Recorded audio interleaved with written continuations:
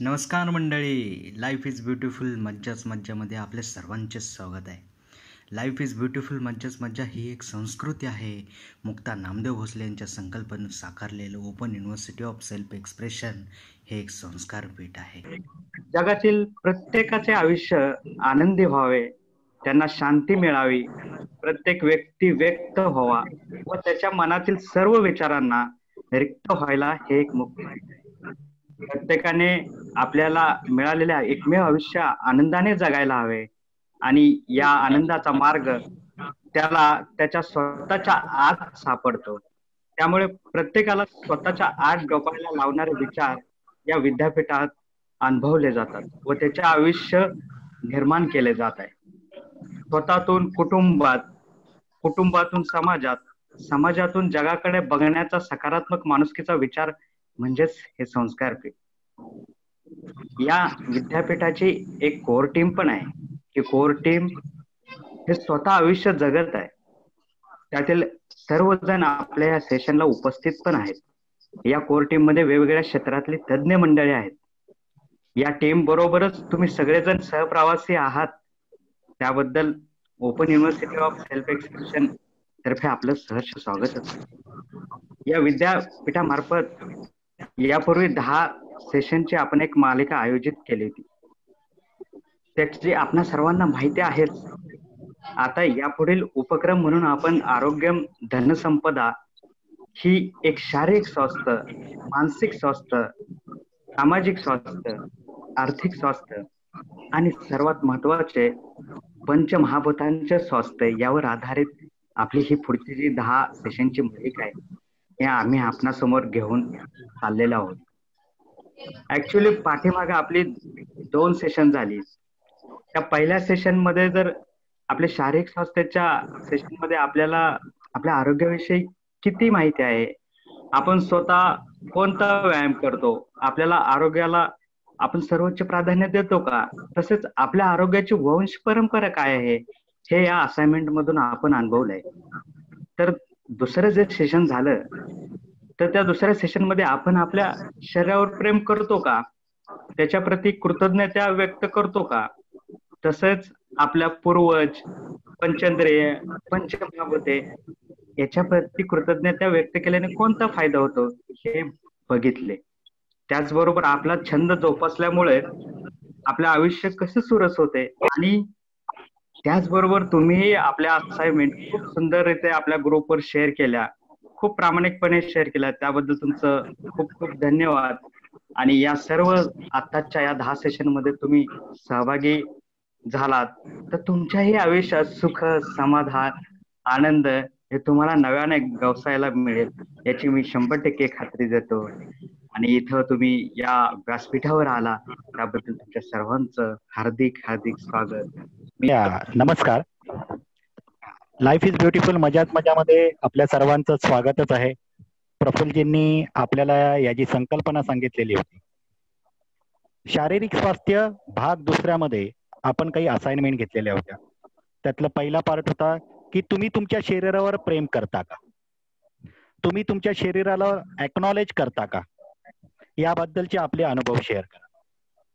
दुसरा प्रश्न होता तुम्ही व्यायाम करण्यामागे कोणता उद्देश डोळ्यासमोर ठेवता. तिसरा असाइनमेंट होतं आपलं शरीराच्या कोणत्या भागाविषयी, उदाहरणार्थ रंग, नाक, कान, डोळे, जाडी इत्यादी विषयी आपली तक्रार आहे ते शेअर करा. आणि त्यानंतर त्यांच्या प्रती ग्रॅटिट्यूड व्यक्त करा, म्हणजे कृतज्ञता व्यक्त करा व त्यानंतर तुम्हाला कोणता अनुभव आला तो लिहा. आपला आवडता छंद कोणता, हा छंद आपल्या मुख्य जीविकेत आला तर तुमचं आयुष्य कसं असेल ते सांगा. आणि 5वी असाइनमेंट होती आपले सर्व पूर्वज, पंचेंद्रिय व पंचमहाभूते म्हणजे पृथ्वी, आप, तेज, वायू आणि आकाश यांच्या प्रती कृतज्ञता व्यक्त करा. आणि असं केल्यानंतर तुम्हाला कोणता अनुभव आला तो स्पष्ट करा. धन्यवाद. मी माझं शेअर करते. हे पहिला प्रश्न होता की तुम्ही तुमच्या शरीरावर प्रेम करता का. हो, डेफिनेटली प्रेम करतो. पण ह्या सेशन्स अटेंड केले, लाईफ इज ब्युटिफुल मज्जाच मज्जा, आणि स्पेशली भोसले साहेबांचं की तुमचं शरीर हे भगवंत आहे, त्याची पूजा करा. हे वाक्य माझ्या मनात इतकं बसलं आणि मी त्या दिवशीपासून स्वतःकडे, मी तर सगळ्यांना सांगायचीच माझ्या पेशंट्सना वगैरे की आपका शरीर पहिले, शरीर की पूजा करो, खुद की पूजा करो, फिर भगवान की करो. पण ते मी स्वतः उतरवलं आणि मला खूप छान वाटतं आहे, कारण मी त्याच्यासाठी व्यायाम आणि आहार व्यवस्थित घेतला होता. आणि शरीराला अक्नॉलेज करता का, तर ते पण मी सुरू केलं आहे आणि त्यांनी बरंच रिलॅक्स वाटतं. मागच्या वेळेला मुक्ता मॅडमनी सांगितलं होतं की आपलं काही दुखलं की तुम्ही बोला त्याच्यासोबत, आणि खरंच मला त्याचा अनुभव चांगला आला आणि माझं दुःख थोडं कमी झालं. कोणता पार्ट जर दुखला तर त्याच्याशी बोलल्यावर, तर तो एक अनुभव माझा खूप चांगला राहिला. कोणता उद्देश डोळ्यासमोर ठेवून व्यायाम करता, तर मी या लॉकडाऊन मध्ये उद्देश, मला थोडं वजन कमी करायचं होतं. तो उद्देश डोळ्यासमोर ठेवून मी केला आणि मला त्याचे रिझल्ट मिळाले.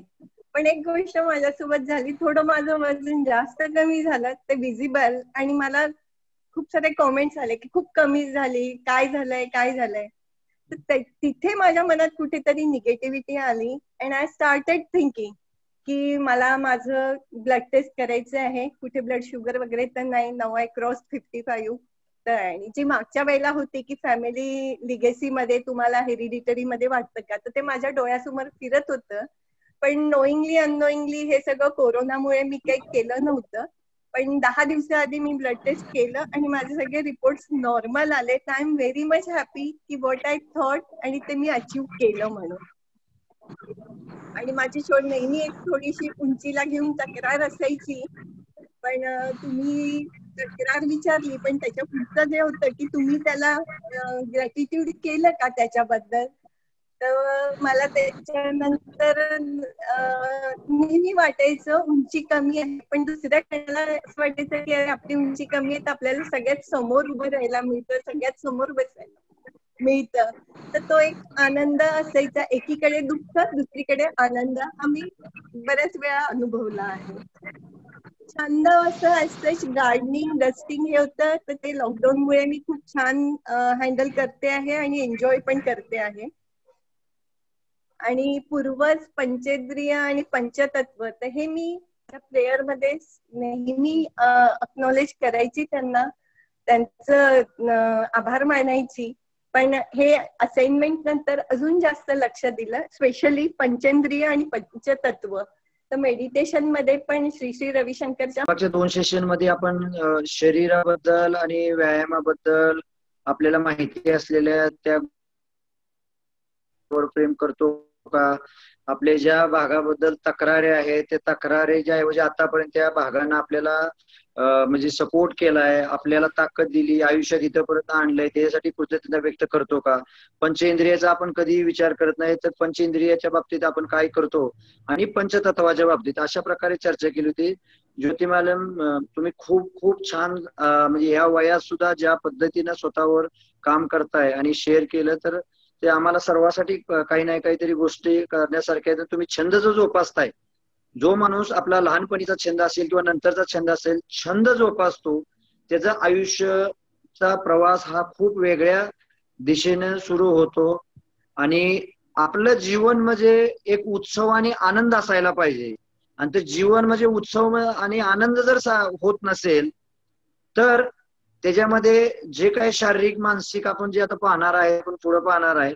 पण दरम्यानच्या कालावधीमध्ये विजयराज पिसे साहेब तुम्ही आहे, तुम्ही ग्रहपाठ खूप छान असा ग्रुपवर शेअर केला होता.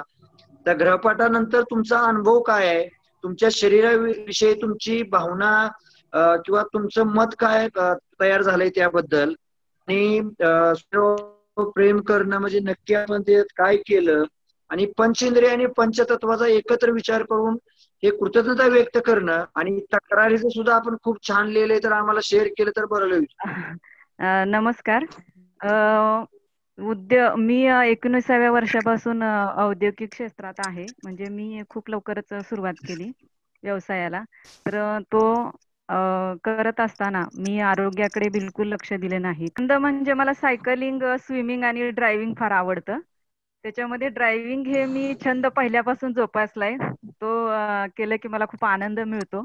पण आता दिसण्यामध्ये म्हणाल तर सगळेजण काळी वगैरे असे म्हणायचे, तर ते फार वाईट वाटायचं की रंगावरून. आता ते तुमचं सेशन ऐकल्यानंतर ना तो एक माझा डाऊट क्लिअर मला झालाय खूप की वाईट वाटायचं त्यावेळी. तेच ना, म्हणजे की गोरा रंग खूप चांगला, त्याच्यातून बाहेर गेले की मग चिडवणे वगैरे हे असायचं. पण मग जेव्हा बिझनेस क्षेत्रात उतरले तर मला तो, आणि आता तुमचं हे सेशन ऐकल्यानंतर गेली 10 सेशन पण मी ऐकली आहेत आणि आता ही 2 झालेली. तर याच्यामध्ये मला कॉन्फिडन्स आलाय की बाबा रंगावरून काहीच नसतंय ते. तुम्ही स्वतःवर किती प्रेम करता. आता मी माझ्या रंगाबद्दल मला काही वाटत नाही, मी स्वतःवर प्रेम करते. हो. आणि आरोग्याबाबतीत तर मी खरं सांगायचं तर सायकल दुरुस्त करून आणली परवा, आणि स्वतः ते सायकलच्या दुकानातून चालवत घरापर्यंत आले. म्हणजे मी किती वर्षातून ती चालवली मुलांची अभिनंदन. सायकल. आणि मला एक प्रश्न विचारायचा आहे की माझ्या एका गुडघ्याचं सायकल ऑपरेशन गेल्या चालवल्यावर वर्षी. कसं वाटतं सांगा जरा. आ? काय म्हटले? सायकल हा, चालवल्यावर स्वतःला सायकल कसं वाटतं सांगा ना. खूप मस्त. म्हणजे मला एकदम असं मोकळं वाटत होतं की बापरे, माझं ते बालपण मी एन्जॉय केलं तेवढ्या वेळापुरतं. खूप छान. आणि आल्यानंतर ना एकदम माइंड फ्री वाटत होतं की काहीतरी आपण काहीतरी एन्जॉय केले त्याच्यामध्ये. आणि शिवाय अजून एक मला विचारायचंय की माझं गुडघ्याचं ऑपरेशन गेल्या वर्षी झालंय. आता मी चांगली चालते आणि पायऱ्या पण व्यवस्थित चढता येतात, पण मला रनिंग केव्हा करता येईल. आणि दुसरी गोष्ट, सायकल मला म्हणजे आता चालवणं ते योग्य आहे का आता, तर याच्याबद्दल जर कोणी मार्गदर्शन केलं तर खूप बरं होईल. आणि आरोग्याच्या बाबतीत म्हणाल सरूताई, तर येस. एक मिनिट, तुम्ही नंतर दुसरं सांगा. तुम्ही आता एक काम करा, तिथंच उभं राहा जागेवर. हा. उभे राहा ना बस. हा. आणि एका जागेवर पळा. काय असं काय झालं? छान वाटतंय. छान वाटतंय ना? झालं तुमचं पळायला सुरुवात. असंच पळायचं आहे, घोड्यासारखं नाही उधळायचं. पण ते आणि आपण एक सायकल हा. चालवायची असेल, फक्त सायकल चालवताना आणि पळताना आपली गुडघे भाषा सांगते का, शरीर काय इंडिकेटर देते का, आत बघत बघत करायचं, एवढंच आहे. तुमचं रनिंग तरी सुरू झालंय या क्षणाला दादा. हे आयुष्यात काय उद्या कोणी बघितले तेव्हा. हा, पण सायकल, एक मिनिट, सायकल चालवताना माझ्या गुडघ्याला थोडा पेन झाला, पण त्या आनंदात मी ते विसरले होते टोटली. नाही, थोडं स्टेप बाय स्टेप हळूहळू करत जायचं, घेत जायचं. आणि व्यायामाच्या बाबतीत तर मी गेल्या सेशन पासूनच चालू केले. फक्त मला सूर्यनमस्कार घालता येत अभिनंदन. नाहीत. मी मेडिटेशन आणि इतर जे गुडघ्याचे व्यायाम आणि हाताचे, खांद्याचे, ते सगळे करते कंटिन्युअसली, म्हणजे दररोज सकाळी. सूर्यनमस्कार भिंतीला उभं राहून घालायचे असे, भिंतीला धरायचं, दोन हात भिंतीला घालायचे. हो, पण मग ते मुवमेंट, जो पाय आपण सुरुवातीचं पहिलं आणि शेवटचं जे असतं, जे पाय पुढे घेताना, तो जमत नाही. बाकी सगळं. आवाज येत किंवा नाही. उभ्या भिंतीला असं उभं राहायचं, सूर्यनमस्कार घालायचे. पुशअप्स असं भिंतीला घालायचे ना, असं पुशअप घालायचे. ओके ओके, पुशअप्स घालायचे. हा, किंवा 2-3 स्टेप सोडून जे दुसरं सगळं करायचं, जे शक्य होत आहे ते. उद्यापासून सुरू. हा, चालेल चालेल. थँक्यू. Good evening. मागच्या सेशन मध्ये आपण विचारलं होतं की आपण शरीरावर प्रेम करता का, तर हो, मी 100% प्रेम करतो. आणि मागच्या कित्येक पिढ्यांपासून जे काही आहार विहार असेल किंवा ज्या गोष्टी रोजच्या जीवनातल्या असतील त्या सगळ्या परिपूर्णपणे करत आलो आहे. माझ्या आजोबांनी सुद्धा कधीही वेळेवरती म्हणजे त्यांची वेळ जेवणाची कधी चुकली नाही, झोपण्याची चुकली नाही आणि उठण्याची चुकली नाही. वडिलांचंही तसंच आणि मीही तसंच करत आहे. त्याच्यामुळे जीवन अतिशय सुंदर तर आहेच, पण त्याच्याबरोबर निरोगी जीवन आहे. कुठलाही आजार 3 पिढ्यात असा डायबिटीजचा किंवा कुठला नाही. पण मागच्या सेशनचा एक अनुभव असा होता की सध्या लॉकडाऊन मुळे किंवा फॅमिली पुण्यात असल्यामुळे मुंबई पुणे असं करावं लागत आहे आणि ती खूप दमछाक करणारा प्रवास होतो. सकाळी लवकर निघून 10-10:30 पर्यंत ऑफिसला पोहोचायचं आणि परत 5:30-6ला निघून रात्रीच्या 9-9:30 पर्यंत घरी पोहोचायचं. असं 2-3 दिवसातनं सतत चालू असतंय. परंतु आपल्या सेशनमुळे एक लक्षात आलं की आपण आपल्या शरीराला एवढं कष्ट देतो, एवढं पळवतो, पण त्याच्याबद्दल कृतज्ञता कधी व्यक्त करत नाही. मागच्या सेशनमध्ये मला सगळ्यात चांगली भावलेली गोष्ट कोणती असेल, मुक्ता मॅडम म्हणले की आपण आपलं डोकं दुखतंय तर त्याच्याशी बोलावं. तर मग आपलं अंग दुखतंय तर अंगाशी का बोलू नये असं मी ठरवलं आणि मला आनंद वाटला की अगदी दणदणीत झोप लागली आणि जे काही अंग दुखायचं होतं ते मी बऱ्यापैकी विसरून गेलो आणि त्याच्यामुळे ती जी गोष्ट आहे ती चांगली सरावात झाली आणि मग माझ्या लक्षात आलं की डोकं दुखणं असेल किंवा अनेक गोष्टी ज्या आहेत त्या केवळ सायकोलॉजीवरती डिपेंड्स आहेत, आपल्या मनावरती डिपेंड्स आहेत. म्हणून तर म्हणतात ना, मन करारे प्रसन्न सर्व स्थितीचे कारण. त्याच प्रकारचं गोष्ट अशी आहे की आपल्या मनावरती सगळं अवलंबून आहे आणि जर आरोग्य पण संपन्न जीवन पाहिजे असेल तर मग मी आता बऱ्याच वर्षापासून माझा अनुभव असा आहे की मी शुद्ध शाकाहारी आहे, माझे जेवणाच्या वेळा ठरलेले आहे, झोपायची वेळ ठरलेली आहे. तर त्याच्यामुळे मला कधी असा अनुभव येत नाही. मात्र या प्रवासामुळे थोडे अनुभव येत होते पण तेही आता दूर झाले. कदाचित त्या आपल्या सेशनचा त्याला फार मोठा फायदा झाला आणि म्हणून हा अनुभव आपल्याशी शेअर करावा असं वाटतं मला.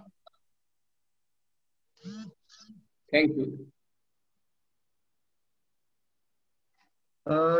जगताप साहेब, आपण अध्यात्मामध्ये खूप मोठं काम करताय. अध्यात्मामध्ये आपली खूप प्रगती आहे. आपण चांगले लेखक आहात, आपण कवी सुद्धा आहात, एक आपण चांगले वक्ते आहात, तुम्ही सात्विक आहार घेताय.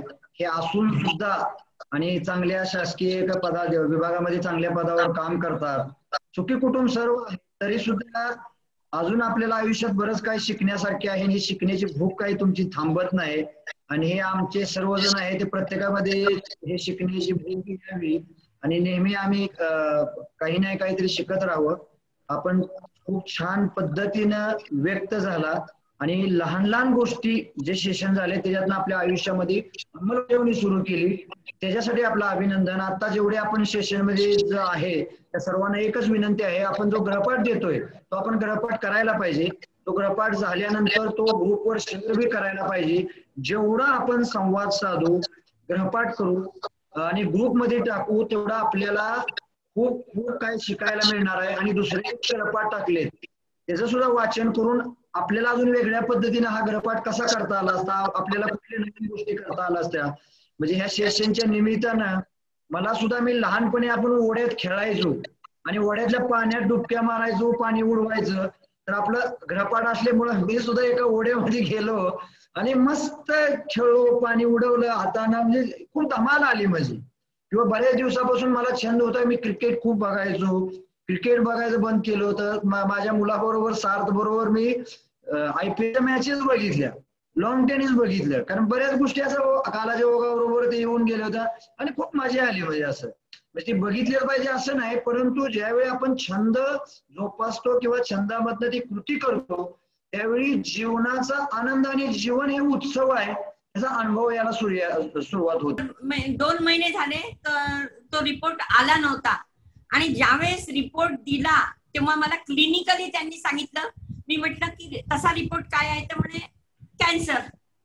तर ठीक है, कैंसर आहे तो कोई बात नहीं, अब जो है वो कैंसर का भी डर तो नहीं लगता, एक बार तो उसका सामना कर चुके. तर असं म्हणून मी 2 महिने ते की रिपोर्ट आला नाही, पण ठीक आहे, जो आला मला बरं वाटतंय. आणि लाइफ इज ब्युटिफुल, मजाच मजा, की देखे अब इस कैंसर को भी क्या करना है. तो मी 2 महिन्यापासून डाएट मध्ये बराच फरक करून हे करत होते. पण लाइफ इज ब्युटिफुल या ग्रुप मध्ये आल्यावर तर प्रत्येक त्या दिवशी मुक्ता मॅडमने मी खूप माझ्या ऑर्गन्सशी बोलण्याचा प्रयत्न केला, पण एकदम मला काही ते जमून नाही राहिलं बोलायचं. पण तरी खूप मजा वाटून राहिली. सकाळचा जॉईन केला त्यात मला वाटतं कोणाच्या सोबत राहून जे आपण शेअरिंग करून करतो त्यात मला 3 दिवसातच बराच फरक स्वतःमध्ये जाणवतो. तर ठीक आहे, लाईफ इज ब्युटिफुल, मजाच मजा, हे तर नक्की होणार आहे. थँक्यू. आशा राठी मॅडम, तुमचं विशेष अभिनंदन, कारण ज्या विषयी तुम्ही 2-3 महिन्यापासून आयुष्यात अगोदर त्या ह्याला कॅन्सर सारख्या ह्याला सामोरं गेला, तुम्ही कुठल्याही गोष्टीला डगमगला नाहीये. आणि हे असताना सुद्धा आपण त्याच्यावर मात केली आणि त्याच्यातनं बाहेर यायला आणि त्या गोष्टीचा सुद्धा आनंद घ्यायला लागला. आणि आपण हा जगामध्ये, विश्वामध्ये, कुटुंबामध्ये एकटं नाहीये. आपल्या बरोबर हजारो शरीराचे भाग आहेत. त्या प्रत्येक भागाशी जर बोलायचं म्हटलं तर आपलं आयुष्य आपल्याला पुरणार नाही. आणि ते आणि तेच आपल्या बरोबर शेवटच्या क्षणापर्यंत राहणार आहे. आणि प्रत्येक वेळी अवयवाशी बोलताना आपल्याला खूप सराव करावा लागणार आहे. आपल्याला डोक्यात बोलायची खूप सवय आहे.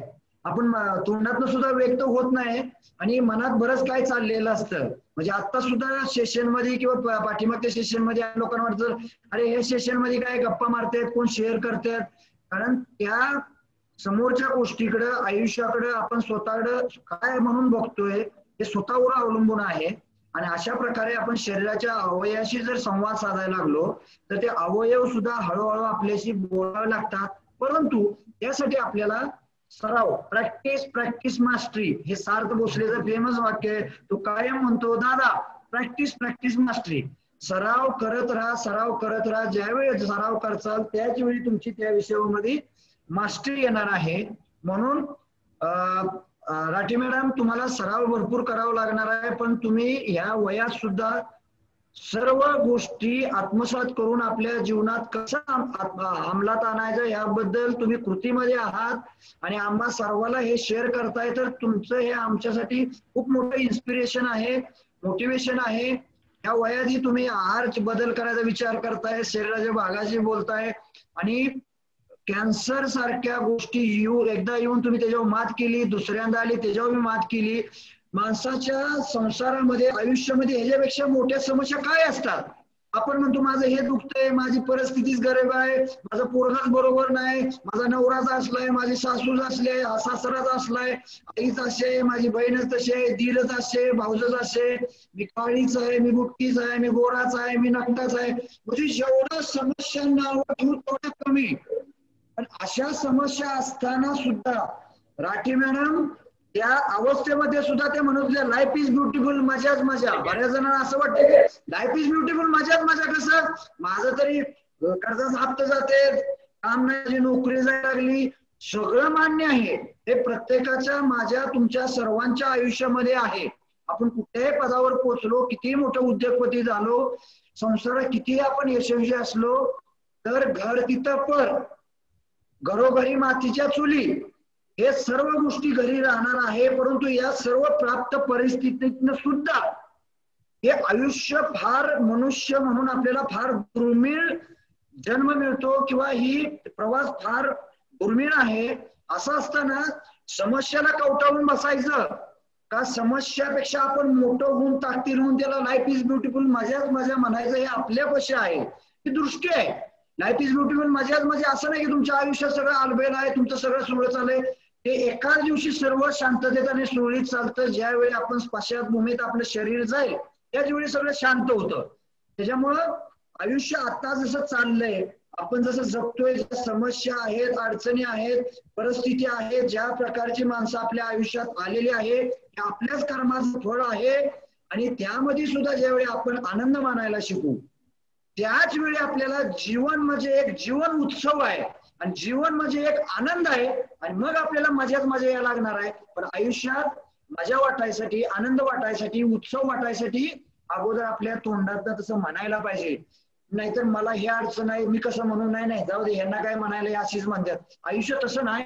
हे सर्व समस्या, अडचणी, प्रश्न असताना सुद्धा त्याच्यात आनंद मानणं, तिथं उत्सव साजरा करणं, त्यालाच मजा म्हणायचं आहे. म्हणजे सर्व आलबेल आहे मग मी मजा करल, असा जन्म, असं आयुष्य, असा संसार, असं कुटुंब देवाला सुद्धा, जे आपण मानतो ब्रह्मा विष्णू महेशना सुद्धा ते प्राप्त झालेलं नव्हतं. जे आहे ते स्वीकारायचं आणि आपल्याला जीवन उत्सव साजरा करून आपल्याला आनंद घ्यायचा आहे. राठी मॅडम, खूप छान तुम्ही शेअर केलं आणि त्या निमित्तानं काहीतरी असं नवीन संवाद निर्माण करताना आपलं धन्यवाद. आपला जो दुसरा असाइनमेंट होता आरोग्य धनसंपदाबाबतचा, त्याबाबत मी माझं शेअरिंग करतोय. त्याच्यामध्ये पहिल्यांदा प्रश्न असा होता की तुम्ही तुमच्या शरीरावर प्रेम करता का? मी माझ्या शरीरावर खूप प्रेम करतो. त्याची पार्श्वभूमी अशी आहे की माझं जे बालपण झालं किंवा माझी जी जडणघडण झाली ती एक पहिलवान फॅमिलीमध्ये झालेली आहे. म्हणजे वडील, काका, भाऊ हे सगळे असे कुस्ती खेळणारे, कोल्हापूरला जाणारे, गंगावेस तालमीमध्ये राहणारे, आणि हे सगळेजण त्या पार्श्वभूमीवर मी लहानाचा मोठा झालो. त्यामुळं शाळेत जायच्या अगोदर घोड्यावर बसणे, शाळेत जायच्या अगोदर पोहायला शिकणे, शेतात काम करणे, अशा सगळ्या गोष्टी करत असायचो. पण अनफॉर्च्युनेटली काय, माझं जे शरीर आहे ना इतर सगळ्यांपेक्षाही खूप असं छोटा आहे मी, म्हणजे हाईटनी, वेटनी, पण तरी व्यायाम करणे चालू असेल. त्यामुळे माझ्या शरीरावर मी प्रेम करतो. आता याच्यामध्ये दुसरा पार्ट आहे, प्रश्न असा होता याच्यामध्ये की तुमचा कोणत्या डोळ्यासमोर तुम्ही कशासाठी व्यायाम करताय. तो व्यायाम आपण एकदम मी फिट राहण्यासाठी करतो. म्हणजे आता मला थोडं जरी पोट सुटलेलं असलं तरी माझा दररोज थोडा थोडा थोडा थोडा व्यायाम चालू असतो, जेणेकरून मला असं नेहमी वाटत राहतं की आपण फिट असावं, आणि त्यासाठी मी व्यायाम करत असतो. आता मला कुठल्या शरीराच्या भागाबद्दल, त्याच्याबद्दल तुम्ही मनात काय हे आहे काय, म्हणजे कुठं तक्रार करताय तुम्ही, तर मी त्यात शेअर असं केलं होतं की माझं इथे पोट सुटलेलं आहे, त्याच्याबद्दल मला नेहमी वाटतं साला आपलं पोट सुटलंय. वडील माझे आता 84 वर्षाचे आहेत, ते अजून एकदम फिट आहेत, आणि माझंच पोट सुटलंय. जेव्हा मी सकाळी आंघोळ केला आरशासमोर उभा राहतो ना, तेव्हा मला माझी अशी स्वतःची लाज वाटत जायची, कसं व्हायचं त्या पोटाचं, काय होणार काय होणार. मग त्यानंतर मला त्याबद्दल माझी तक्रार होती. आता मग त्याच्यानंतर मला या ठिकाणी एक शेअर असं करायचंय की माझ्या पोटाच्या उजव्या बाजूला मला एक असं दुखत होतं. मला अगोदर वाटलं की काही कुठल्या शरीराची एखादी नर्व ताणली गेली असेल पोटाची, त्यामुळे असेल. नंतर मी डॉक्टर गेलो, युरोलॉजिस्ट कडे गेलो, मग त्यांनी सोनोग्राफी केली, नंतर सिटी स्कॅन केलं, त्यानंतर मग त्याच्यामध्ये असं सगळं डायग्नोसिस झालं, पण ते काही कशानेच बरं होत नव्हतं. परवा जेव्हा मी मुक्ता वहिनींचं ते शेअरिंग ऐकलं की आपण आपल्या शरीराशी जो पाठ दुखतोय त्याच्यात थोडस आपण बोलायला पाहिजे, मग म्हटलं चला आपण आपल्या शरीरावर प्रयोग करू. हा प्रयोग मी माझ्या 190 मुलांचा ग्रुप आहे आमच्या कॉलेजचा, त्या ग्रुपवर पण मी शेअर केला माझा अनुभव. की मग मला ते कळत नव्हतं की त्याची कसं शेअरिंग करायचं आपण, म्हणजे पोटाशी काय बोलायचं आपण, पोट दुखतंय तर. पण त्यांनी सांगितलं त्या हिशोबाने की तुम्ही असं बोला, तुला काय असं वाटतं, आणि मग नंतर मी ऍक्च्युली ना मित्रासारखं त्याच्याशी बोलायला लागलो. आता मला त्या गोष्टीला मला वाटतं 8 किंवा 9 दिवस झाले असतील.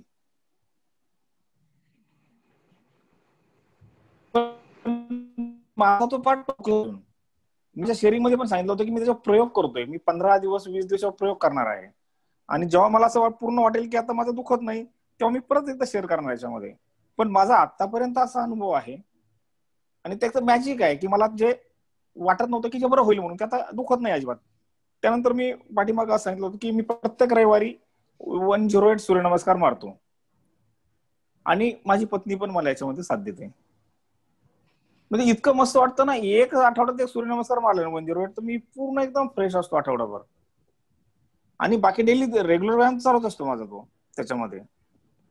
त्यामुळं हा जो आपण सगळेजण म्हणतात, भोसले साहेबांनी तेच सांगितलं मग याच्यामध्ये की आपण आपल्या शरीराला देव मानायचं म्हणजे काय करायचं हे आता मला समजायला लागलं याच्यामध्ये. त्याची पूजा करायची कशी करायची, त्याची कसं बोलायचं, त्याची कशी काळजी घ्यायची, आणि मग ते रिस्पॉन्सिव्ह होतं आपल्या बरोबर. जोपर्यंत आपण काही रिस्पॉन्स देत नाही, त्याच्याकडनं अपेक्षा करतो की त्यांनी बारीक व्हावं, त्यांनी चांगलं व्हावं, त्यांनी स्मार्ट व्हावं, त्यांनी चांगलं दिसावं, असं होणार नाही त्याच्यामध्ये. म्हणजे ही दुहेरी प्रक्रिया आहे हे मला आता समजायला लागलं याच्यामध्ये. आणि अजून मला याच्यामध्ये एक सांगायचं याच्यामध्ये की हे जर आता जाईल आपल्याला की आपण शारीरिक हेल्थ बद्दल बोललो याच्यामध्ये, पण ह्या सेशनची मला आतून त्याने काय वाट पाहतोय की मला पुढे मानसिक आरोग्य आहे, सामाजिक आरोग्य आहे, अशा खूप गोष्टी आहे जेणेकरून आपण माणूस काय इंडिव्हिज्युअली आपण कुठं राहू शकत नाही दगडासारखं, आपण सोशल अॅनिमल आहोत.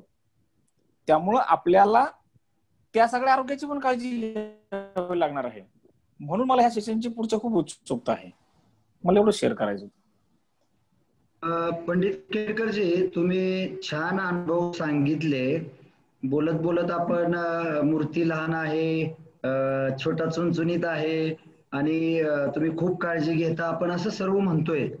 पण ज्या ठिकाणी आपण आस्था असती किंवा आपली श्रद्धा असती किंवा भगवान मानून ज्या भावनेतनं आपण भगवंताकडे बघतो किंवा त्यावेळी त्याच्याशी एकरूप होतो, ती एकरूपता आपल्याला शरीर भगवंत मानताना आपल्याला त्या शरीराशी ती एकरूपता साधायची आहे. आणि ती एकरूपता साधताना जो संवाद होतो किंवा संवाद राहतच नाही, आपण आणि शरीर एकच होतो, तर तो अनुभव ज्या दिवशी आपल्याला येणार आहे, ते अनुभव घ्यायसाठी तुम्हाला ना संसार सोडायची गरज आहे, तुमचं करिअर आहे ते सोडायची गरज नाही, नोकरी असेल, व्यवसाय असेल, अजून समाज असेल, पाहुणेरावळे असतील, ह्या सर्व गोष्टी करत असताना समृद्ध आयुष्य शरीराची, मनाची, आपल्या भावनेची, जीवन ऊर्जेची आणि हे सर्व आपण आरोग्याचे हळूहळू पुढे पाहणार आहे. आणि ती हळूहळू पंचेंद्रिय आणि पंचतत्वापर्यंत जर आपण अनुभवायला लागलो आणि त्याच्यानंतर आयुष्य कसं असणार आहे ना तुम्हाला कल्पना आहे ना मला कल्पना आहे. मी जरी बोलत असलो, संवाद साधत असलो, तरी आपण जेवढे आता ह्या झूम मीटिंगवर आहे ते सर्वजण हे संवाद आपण निर्माण करतोय हे मला सर्व माहित आहे किंवा मी सगळं काही प्रमाणात अनुभवलं असेल नक्कीच. तिथून हे निर्माण होत आपण सर्व मिळून संवादामधनं, ग्रहपाठामधनं, अनुभवातनं, तुम्ही सांगताय त्या शेअरिंग मधनं, जीवनाच्या अनुभव मधनं हे शिकत राहतोय. आणि ही शिकण्याची प्रक्रिया ही म्हणजे त्याला अंतच नाही, असं आपण कंटिन्यू करत राहणार आहे. प्रत्येक गोष्ट करताना आपण त्या प्रत्येक त्या वेदनेशी, संवेदनेशी, शरीराची भागाशी, समाजाशी, कुटुंबाशी एकरूपता साधणार आहे. जर आपल्याला शरीराच्या स्वतःच्या भागाशी जर एकरूपता साधता आली तर आपल्या कुटुंबातल्या सदस्याशी एकरूपता साधायला, त्यांच्याशी संवाद साधायला, ज्यावेळी आपल्या शरीराला आपण स्वीकारू, त्याला भगवंत मानू आणि आपल्या कुटुंबाच्या सदस्याचं शरीर सुद्धा त्या पंचतत्वापासूनच बनलेलं आहे, त्यांच्याशी हळूहळू आता मानसिक आरोग्याकडे बोलताना आपण त्या विषयावर त्यांच्याशी सुद्धा आपली एकरूपता आली. मतभेद, विचार, प्रत्येकाची संस्कृती, प्रत्येकाचं वागणं, अपेक्षा, बोलणं आणि सर्व गोष्टी वेगवेगळ्या असणार आहेत. पण हे सर्व असताना जर आपण ते स्वीकारलो आणि त्या स्वीकारून जर आयुष्य जगायला लागलो तर खरोखर आयुष्य हे झिंगालाला जीलो जिंदगी झोंके आणि मजा मजा येणार आहे आणि तो वेळी अनुभवणार आहे. त्यामुळे माझी परत परत आपल्या सर्वांना विनंती आहे की हे फक्त प्रवचन किंवा नामदेव बाबाचं कीर्तन म्हणून कृपा करून ऐकू नका. आणि इथं आपल्याला मत नाही गोळा करायची, आपल्याला जीवनाचा अनुभव घ्यायचा आहे. लाईफ बद्दल आपण की आपल्या कुटुंबातले, समाजातले, मित्र, कार्यालयातले जेवढे आपलं जे वातावरण आहे, आपल्या आयुष्यातले महत्वाचे घटक आहेत, त्या सर्वांना या प्रवासामध्ये सामील करून घेणं आणि मग त्या प्रवासाची अजून मजा येणार आहे. आणि ह्याचा सगळ्यात मोठा आहे ती की आहे ती आपण ग्रहपाठ करणं. हे ज्ञान नाही, ही माहिती नाही, हे समजणं नाही. ज्या ज्या वेळी आपण कृती करू, ग्रहपाठ करून आयुष्यातला अनुभव घेऊ, ते अनुभव आयुष्यातले खूप काय आपल्याला शिकवून जाणार आहेत. त्यामुळे आपल्याला सर्वांनी मिळून ते करायचं आहे आणि सर्वांनी शेअर करायचं आहे. नमस्कार. नामदेव सरांचा एक वेगळाच प्रभाव आहे आमच्यावर कॉलेज पिरियड पासून. First of all, life is beautiful, मजाच मजा, University of Self Expression. I am thankful to everybody in this group. मी डॉक्टर संजय कुंभार, सांगलीला असतो. मी ॲनिमल न्यूट्रिशन मध्ये पीजी केल्यानंतर मी स्वतःचा बिझनेस मध्ये आहे आणि ॲनिमल फीड सप्लिमेंट आम्ही मार्केट करतो. कमिंग बॅक टू आपल्या सेशन मध्ये जो मागचा होमवर्क दिला होता त्यामध्ये छंद आणि शारीरिक तक्रार या संदर्भातले प्रश्न होते. तर हा प्रश्न ज्यावेळी ग्रहपाठ करायला बसलो आणि हा प्रश्न पाहिल्यानंतर ऍक्च्युली छंदाबद्दल जो काही प्रश्न होता त्याच्याबद्दल आपण कधी विचारच केला नव्हता. म्हणजे कामाच्या बापामुळे म्हणा किंवा कोणत्याही कारणानं नसेल, पण एक विचार, छंद जोपासणं किंवा हा विचार कधी केलाच नाही. पण हा प्रश्न ज्यावेळी आपल्या होमवर्क मध्ये आला तेव्हा थोडंसं वाटलं की आपण काहीतरी मिस करतोय जीवनामध्ये. खर तर वाचन, कविता करणे, लॉंग ड्राईव्ह, म्युझिक हे माझे छंद आहेत. त्यातले बिझनेसच्या त्याच्यामुळं लॉंग ड्रायव्हिंग आणि म्युझिक, गाणी ऐकणे बसणे वगैरे हे आपोआप होतं, पण वाचन आणि कविता ह्या मागं पडल्या होत्या. पण आता निश्चितच म्हणजे त्यामध्ये बदल घडून येईल. डेफिनेटली मी त्याच्यासाठी वेळ देईन. व्याप वगैरे असतोच, पण आता लॉकडाऊन शिकवलं आपल्याला की बऱ्याच गोष्टी आपण फक्त म्हणतो आम्हाला व्याप आहे, वेळ नाही, पण बराच वेळ आपण काढू शकतो आणि डेफिनेटली त्यामध्ये इम्प्रुव्हमेंट होईल. या लॉकडाऊनच्या पिरियडमध्ये माझ्या मुलांच्या मुळे मला लागला. ऍक्च्युली आम्ही टेरेसवर एक टेरेस गार्डन केलेले आहे. परवा मी फोटो शेअर केले होते 1-2. त्यामध्ये आम्ही म्हणजे फुलझाडं म्हणा किंवा काही फळभाज्या वगैरे लावलेल्या आहेत. तर हे म्हणजे जीवनाचा उत्सव जसं सर बोलले, आनंद व्यक्त करण्यासाठी हे छंद जोपासणं गरजेचं वाटतं. दुसरं एक होतं की शारीरिक तक्रार ह्याबद्दल मी एक सांगितलं होतं की पर्सनॅलिटी बाबत माझ्यामध्ये थोडासा न्यूनगंड होता. म्हणजे एकतर हाईट कमी, चिडचिडीत अशी तब्येत. पण ह्याच्यावर ज्यावेळी विचार केला की माझं आजपर्यंतच्या बिझनेस लाईफमध्ये म्हणजे मी जे काही अचिव्हमेंट केलेली आहे, तर ह्याच्यावरून असं मला जाणवतं की बाबा पर्सनॅलिटी म्हणजे त्याचा इम्पॅक्ट फिजिकल डिसेबिलिटी ज्या काय आहेत आपल्या, त्याचा इम्पॅक्ट आपल्या पर्सनॅलिटीवर असायची गरज नाही. ऍक्च्युली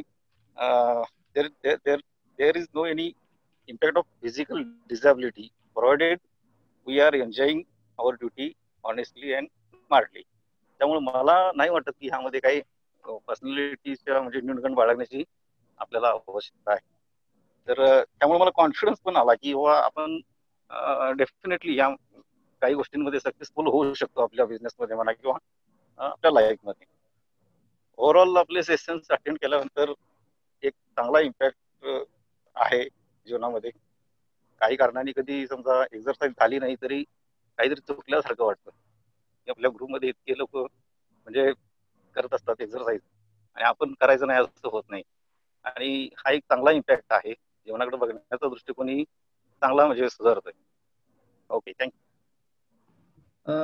डॉक्टर साहेब धन्यवाद आपण शेअर केल्याबद्दल. पण बोलत बोलत आपण खूप छान सांगितलं, ज्या शारीरिक कमतरता आहेत किंवा शारीरिक न्यूनगंड आहेत, हे प्रत्यक्षात जे भौतिक न्यूनगंड आहे किंवा कमतरता आहेत त्याचा, आणि ऍक्च्युली तुम्ही तसं मानण्याचा काही संबंध नाही, पण हे मानसिक जे न्यूनगंड आहे आपलं किंवा मनात ज्या पद्धतीने आपण त्याला मानतो त्या प्रमाणे आपलं कृती विचाराने आपण तसं समजतो आणि बऱ्याच गोष्टी आयुष्यात करायचा किंवा स्वतःला टोकत राहणं, स्वतःला थोडस कमकुवत समजणं, मारत राहणं किंवा आपल्याकडे बरंच काही नसल्याचं हे करणं आणि त्याच्यातल्या आयुष्यातल्या बऱ्याच गोष्टी म्हणजे आपण कमवलेल्या असतात, नाव कमवलेलं असतं, खूप चांगली कामं केलेली असतात आणि आयुष्यात नेमक्या असे फार 1-2%, 4 गोष्टी अशा असतील की त्याच गोष्टी आपण नक्की बघत राहतो आणि 99% ज्या गोष्टी आयुष्यात चांगल्या आहेत, कुटुंबाबद्दल असतील, स्वतःबद्दल असतील, दिसण्याबद्दल, भौतिक गोष्टीबद्दल असेल,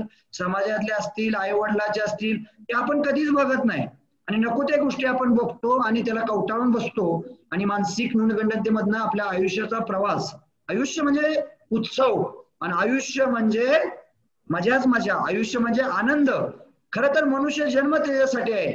हे दुसऱ्या निसर्गातल्या कोणाला हे करता येत नाही आणि आपल्याला व्यक्त करायचं, संवादातनं साधायचं, संवादातनं बोलायचं, संवाद करायचं, व्यक्त करायचं प्रभावी माध्यम आहे. हे आपल्याला जे कोणी आपण भगवान मानतोय त्याने दिलेलं आहे, या निसर्गाने दिलेलं आहे. तर त्याचा आपण निसर्ग समृद्ध करण्यासाठी, आपलं जीवन समृद्ध करायसाठी, कुटुंब समाज समृद्ध करायसाठी त्याचा आपण उपयोग केला पाहिजे. गृहपाठ हा माझा विषय होता. तर गृहपाठ करताना बऱ्याच गोष्टी आपण आपल्या आयुष्यात डोकावतो.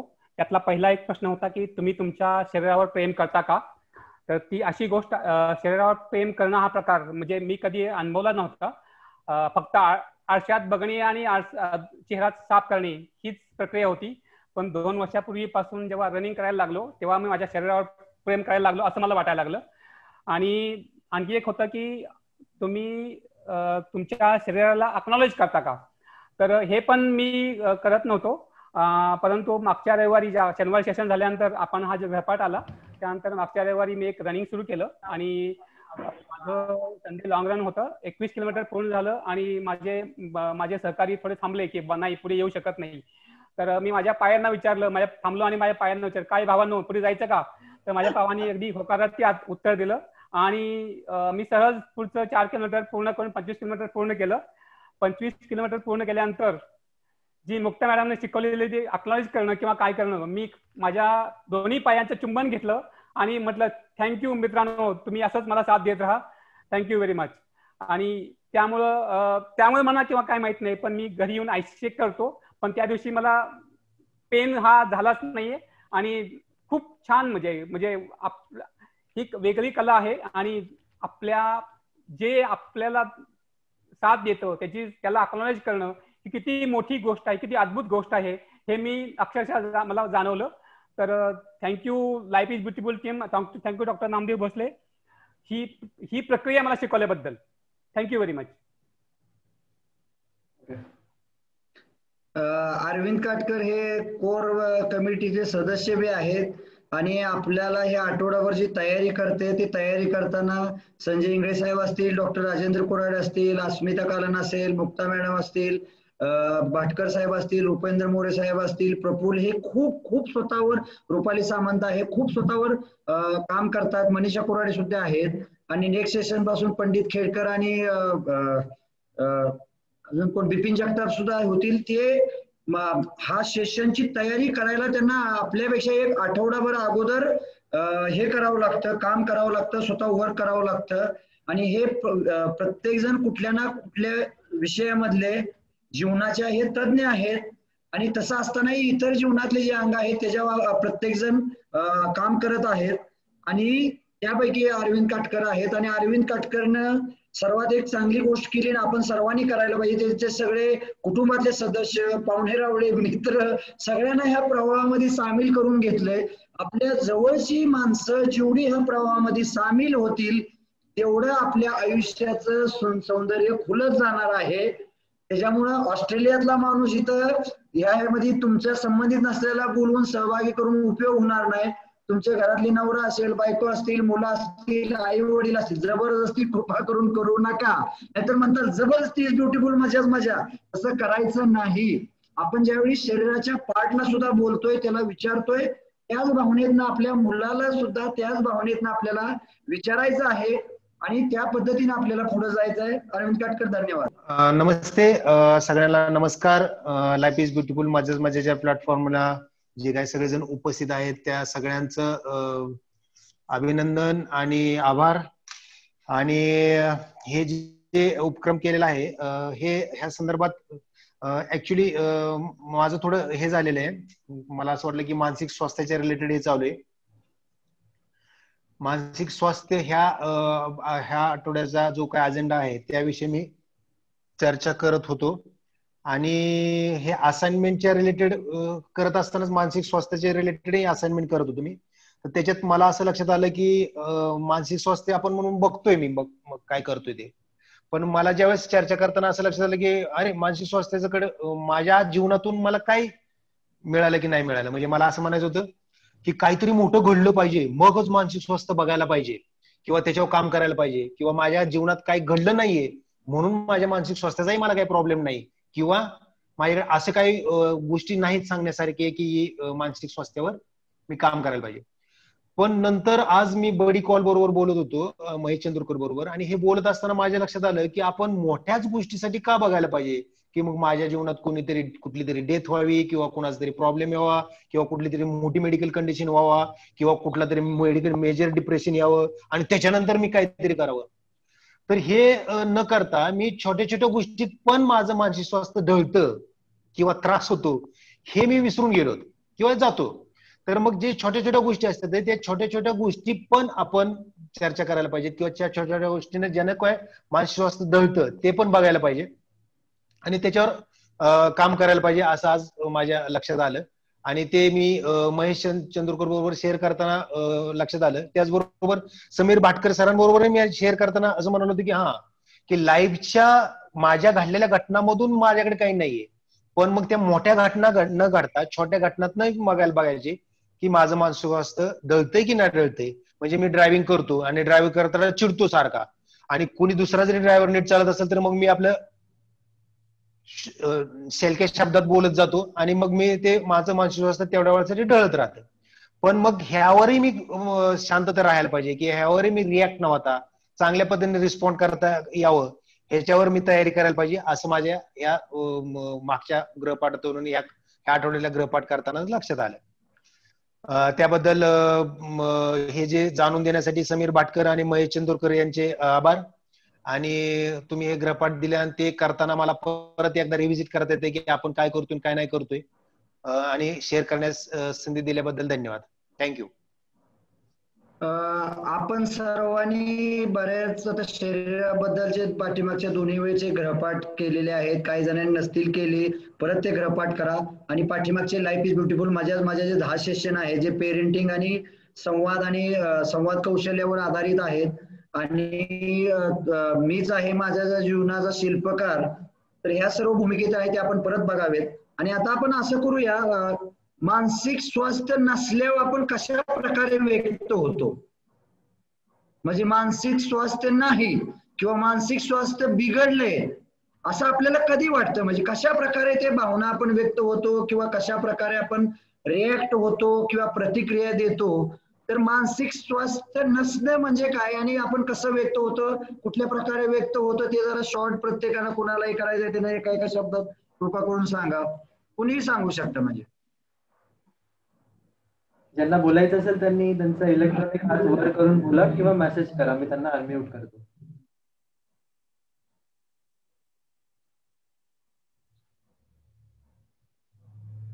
जर प्रश्न कुणाला कळला नसेल तर परत सांगतो की मानसिक स्वास्थ्य नसणे म्हणजे मानसिक स्वास्थ्य नसल्यावर काय होईल कोण रागानं चिडल ओरडल भांडी आपटतील कोण पाय आपटत जाईल कोण असा काय म्हणते त्याला आपण 2-2 दिवस बोलणार नाही एकदम शांत राहील वेगवेगळ्या प्रकारे बॉडी लँग्वेज असेल डोळे वेगळ्या प्रकारचे असेल प्रत्येकाचं वेगवेगळं असेल कोण कशा प्रकारे व्यक्त झाल्यावर ताणतणाव येईल खूप खूप वेगवेगळ्या प्रकारे प्रत्येकाचं असते. काही जण जास्त खातील काही जण खाणारच नाहीत.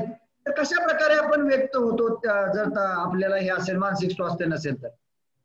अस्मिता कलन यांना बोलायचं. अस्मिता कलन प्लीज तुम्ही अनम्यूट करून बोला.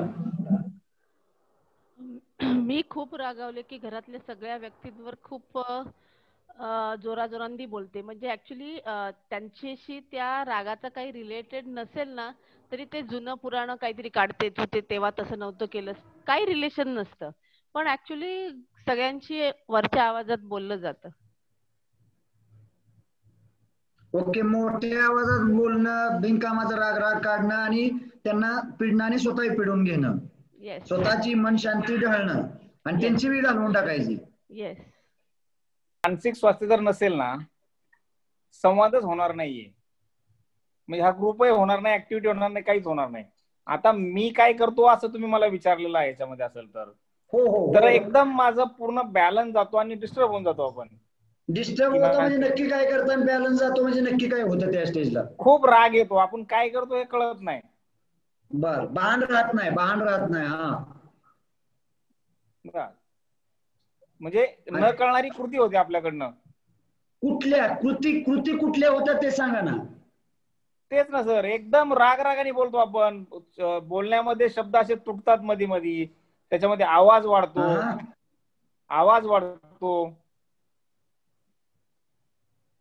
ओके पुढे काय होतं मग काय नाही त्याच्यामध्ये पुढचा माणूस गप्प बसून जातो.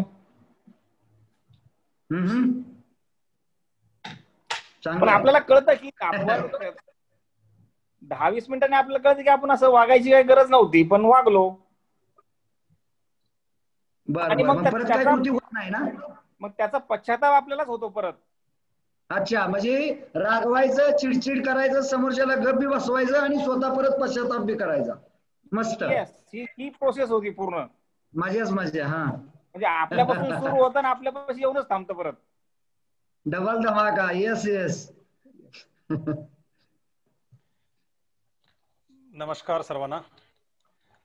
मानसिक स्वास्थ्याच्या संबंधामध्ये डॉक्टर साहेब मी आपल्याशी एक संवाद माझ्या जीवनामध्ये घडलेला त्याला पाठीमागचे 1 वर्ष होऊन गेलेलं आहे परंतु तो मी या विषयाला कनेक्ट करतोय. काय झालेलं माझ्याकडे एक अत्यंत छोटस कुत्र्याचं पिल्लू मी पाळलेलं होतं आणि त्या कुत्र्याला काहीतरी व्याधी झालेली. मग मी त्याला दूध पाजणं, त्याला इतर सगळ्या गोष्टी ऍक्टिव्हिटी करणं, त्याची स्वच्छता करणं, या सगळ्या गोष्टी मी करत होतो. आणि त्याची प्रकृती मात्र बिघडत चालली होती. मग मी त्याला धुण्याचा प्रयत्न केला, तर एक दिवशी त्यानं मला अत्यंत छोटासा इथं चावा घेतला त्याच्या तोंडाने. आणि पण ते अत्यंत छोटी पद्धतीनं चावलेलं होतं. आणि ते पुढच्या 4-5 दिवसामध्ये ते मी त्याला पावडर वगैरे लावून जखम्या ती माझी बरी पण झाली. परंतु ते कुत्र्याची जी ऍक्टिव्हिटी होती शारीरिक, ती त्याची लाळ गळत होती, इतर सगळ्या गोष्टी होत्या. आणि मग मला माझ्या गावाकडच्या काही गोष्टी माझ्या लक्षात होत्या की कुत्रं शारीरिकदृष्ट्या, बौद्धिकदृष्ट्या, मानसिकदृष्ट्या बिघडलं की ते पिसळण्याकडे जातं, त्याची लाळ गळत असते वगैरे वगैरे असे शब्द. आणि एक दिवस काय झालं तर ते कुत्रं ऑफ झालं, डेथ झाली. आणि डेथ झाल्यानंतर मात्र मी कोणाला तरी विचारलं की का असं झालं असावं, तर म्हणले ते लहान असल्यामुळे त्याला त्याचं नियंत्रण नाही लक्षात आलं, पण ते पिसळले आहे आणि त्याला ते एक्सपायर झालं त्याच्यामध्ये. आणि मग माझ्या मनाची डॉक्टर साहेब अशी स्थिती निर्माण व्हायला लागली की हे लहान कुत्रं होतं, पण ते त्याचे शरीर बिघडलेलं होतं, ते पिसळलेलं होतं, त्याची लाळ गळत होती आणि ते मला चावलेलं आहे. आणि मग मला असं माझ्या मनामध्ये असे भावना तयार व्हायला लागले की मी पण ते पिसळल्यासारखं करणार का, मी बी भुंकल का कुत्र्यासारखा, माझं नियंत्रण स्वतः जाईल का, असं मला इतकं विचित्र वाटायला लागलं. आणि त्या क्षणाला डॉक्टर साहेब आश्चर्य वाटेल की मी एवढा मोठा माणूस इतकं छान लहान कुत्रं चावल्यानंतर मी कुणाकडे जायचं तर एका डॉक्टरकडे मी गाडी काढली आणि किक मारली आणि फास्टली निघून गेलो. माझं स्वतःवरचं नियंत्रण गेलं. माझी आतली मानसिक अशी तयारी व्हायला लागली होती की मी आता पिसळणार आहे, मी कुत्र्यासारखा वागणार आहे, चुकीचं काहीतरी कर्म करणार आहे, असं मला ती आतून फिलिंग आणि पूर्ण त्या दिशेनं मी व्हायला लागलो होतो. तर एक जाधव डॉक्टर म्हणून कोरेगाव मध्ये आहेत, त्यांच्या मी ओपीडी मध्ये गेलो तर ते म्हणले आत सरकारी डॉक्टर होते ते, पण त्यांचं प्रायव्हेट पण हॉस्पिटल होतं, तिथं मी पोहोचलो. तर ते एका महिलेची डिलिव्हरी करत होते. तर ते मी बाहेरच्या रिसेप्शन म्हणले की वेळ लागेल. अहो म्हणलं वेळ लागून कसं चालेल, मी पूर्ण आता बिघडण्याकडे आहे, म्हणले मला इमिजिएटली ट्रीटमेंटची आवश्यकता आहे. तर मी डॉक्टर इतकं धाडस केलं की तिथं जिथं डिलिव्हरी चालली होती तिथे मी दरवाजा उघडला, मी जस्टली आत गेलो. डॉक्टर म्हणलेत काय कॉमन सेन्स नावाचा प्रकार आहे का नाही, म्हणलं मला माहित नाही कॉमन सेन्स, मी पिसळणार आहे, मला तात्काळ उपचार करा. आणि मग डॉक्टरने मला थोडं शांत केलं मला माझ्या ऍक्टिव्हिटी बघून. आणि मला म्हणले अहो काय दीक्षितजी, तुम्ही एवढं तुमचं शरीर 90 किलोचा माणूस एवढं लहान कुत्रं चावलं सांगताय, ते कुत्रं इतकं छोटं चावलंय, ते शरीराला खूप कमी चावलंय पण तुमच्या मनाला खूप मोठं चावलेलं आहे, ते मनातनं पहिलं काढा. आणि तेव्हा मला माझ्या मानसिक व्याधीचा, मानसिक आजाराचा किंवा मानसिक स्वास्थ्याचा विचार लक्षात आला की अक्षरशः त्या डॉक्टरांनी मला जर ट्रीट केलं नसतं तर माझं मन कदाचित मला त्या विषयाकडे वाहत घेऊन निघालेलं होतं. त्यामुळे मी मानसिक स्वास्थ्य प्रत्येकाच्याच माणसाच्या आयुष्यामध्ये असण्याची गरज आहे. मानसिक स्वास्थ्य ज्या ज्या प्रसंगाला, ज्या ज्या कृतीतून घडत राहतं, बिघडत राहतं, त्या वेळेला मात्र प्रत्येक माणूस अशा कुठल्या ना कुठल्या गोष्टीमधून चुकीचा कर्म करतो. आणि ते माझ्या जीवनात त्या प्रसंगापुरतं झालेलं होतं. असे छोटे अनेक प्रसंग असतात, पण ह्या प्रसंगामध्ये मी कधीच विसरू शकत नाही की किती कुत्रं केवढंसं छोटं ती मला चावलं होतं, ते बरं पण झालं होतं, पण मी आतून माझी मानसिकता तयारी व्हायला लागली होती की मी सुद्धा कदाचित पिसळलेल्या कुत्र्यासारखी ऍक्टिव्हिटी करेल का काय. धन्यवाद. अतिशय छान उदाहरण दिलं तुम्ही. आणि कुत्रा हा एवढा प्रामाणिक प्राणी आहे, आपण स्वतःशी किती प्रामाणिक आहे नाही आपल्याला त्याची कल्पना नाही आहे, परंतु कुत्र्याची महानता, जी प्रामाणिकता हा गुणधर्म आहे तो खूप मोठा आहे. मी कुत्र्याला नाव नाही ठेवत कारण मी वेटरनरी डॉक्टर आहे, डॉक्टर संजय कुमार जनावरांचे डॉक्टर आहे, परंतु आपण जरी आता मानसिक स्वास्थ्याचा जर विचार केला, ते पिसाळलेलं कुत्रं ज्याप्रमाणे करत होतो, खरोखर आपण घरी संवाद विसंवाद जे पंडित केटकर सांगत होते, मुलावर ओरडताना, बायकोशी बोलताना किंवा बायको नवऱ्याशी बोलताना, आई वडिलांशी बोलताना, कंपनीत आपल्या कर्मचारी अधिकाऱ्याशी, वरिष्ठाशी बोलताना, म्हणजे लिटरली आपल्याला त्याची जाणीव नाही. पण ह्या आठवड्यात आपल्याला तो विचार करावा लागेल की आपण कुठं कुठं ओरडतो, कुठं कुठं भुंकतो, आणि भुंकल्यामुळे समोरचा आवाजच बंद होऊन जातात. तर प्रत्येकाला हा ग्रहपाठ आहे या आठवड्यामध्ये. आणि मग समोरच्या माणसाला सांगून ठेवायचं घरच्याला, जोरात बोललो किंवा काय केलं तर मला सांग, तुम्ही भुंकताय. म्हणजे आपल्याला त्या ठिकाणी बघायचं आहे ना, आपल्याला हा ग्रहपाठ करायचा आहे.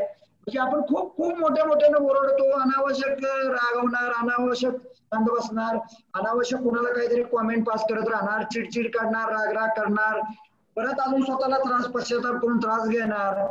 पण मोठ्या मनानं लगेच माफी मारायचं आपलं मोठं मन अजून तेवढं झालेलं नाही आणि हे येत राहणार आहे. या प्रतिक्रिया एकदम स्वयंचलित आहेत, ऑटोमॅटिक आहेत आणि आपल्याला परत वाटतं मी असं का केलं, मूर्ख आहे का. पण आपली सध्याची अवस्था, आपण कितीही साधू संत असलो, मी असेल अजून कोणी असेल, आपण साधू संत अजिबात नाही. ते पिसाळलेलं कुत्र किंवा कुंत्र जसं भुंकतो ना, तसं आपण आयुष्यात भुंकण्याच काम करतोय. ह्या आठवड्यात आपल्याला तेवढंच ऑब्झर्व करायचं आहे. दीक्षितजी हा विषय समोर आणला, कुत्र्यासारखा प्रामाणिक प्राणी, त्याचा गुणधर्म समोर आणला आणि त्याचबरोबर अनावश्यक आपण आयुष्यात किती ठिकाणी भोंगतोय हे आपल्याला निरीक्षण करायची तुमच्या माध्यमातून एक पाठ इथं निर्माण झाला. पाठाच्या वेळी पाटकर साहेब ते सांगतीलच. खूप शिकलेली नाही, आशिषांच्या तुमच्यासारखी डबल टिबल ग्रॅज्युएट झालेली नाही, पण साधा अनुभव की बाबा स्वतः प्रेम करता तुम्ही म्हणता, पण मी स्वतः प्रेम करीत नाही, दुसऱ्यावर प्रेम करते. शेच मला का कळत नाही. आणि जे दुखण्याला बोलता ते माझं एक तर दुखत नाही, दुखलं तर पाय फी दुखला कधी तर मी उलटा तिलटा फिरवते. आणि मी माझं मानसिक स्वास्थ्य शक्यतो बिघडत नाही, आणि बिघडलं तर दिवसातून मी 15-20 माणसाला फोन करते. माझं बोलण्यात निम्मा दिवस जातो. त्याच्यामुळे मी बोलतच राहते, सगळ्यांना बोलतच राहते. वहिनी तुम्ही सांगितलेलं लक्षात आलं. तुम्ही जे दुसऱ्यावर प्रेम करता म्हणताय ना, चांगली गोष्ट आहे, आनंदाची गोष्ट आहे, चांगली सवय आहे.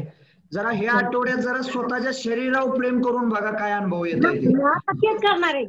तेच करणार आहे मी आता. आणि दुसरं तुम्ही जे सांगितलं की 20 जणाला फोन करते ना, इथून पुढे त्या 20 जणाला फोन न करता आपलं मन स्वास्थ्य ढळलं तर मला एका मिनिटात 30 सेकंदात मानसिक स्वास्थ्य परत कसं आणता येईल ह्यासाठी तुम्ही काय या आठवड्यात करताल ते पुढच्या सेशनला तुम्ही शेअर करा. बर. थँक्यू पिल्या, थँक्यू सोनिया. नमस्कार.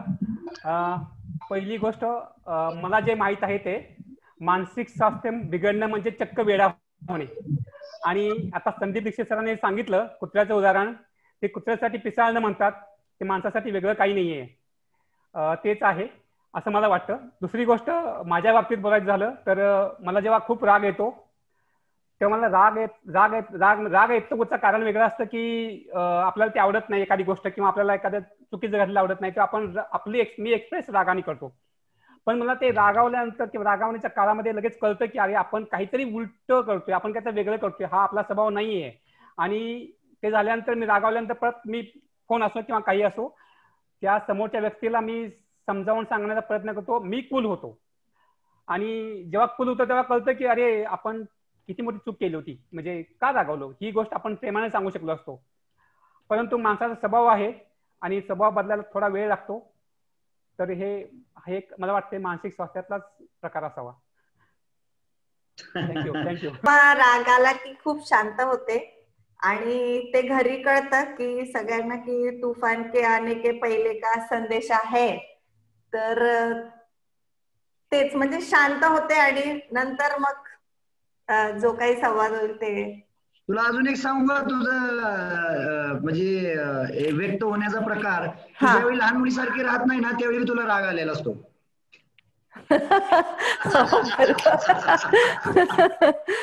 बरोबर, तेवढंच बोलायचं. Yes, next. पुढे सरस्वती काटकर बोला, अनम्यूट करून प्लीज बोला.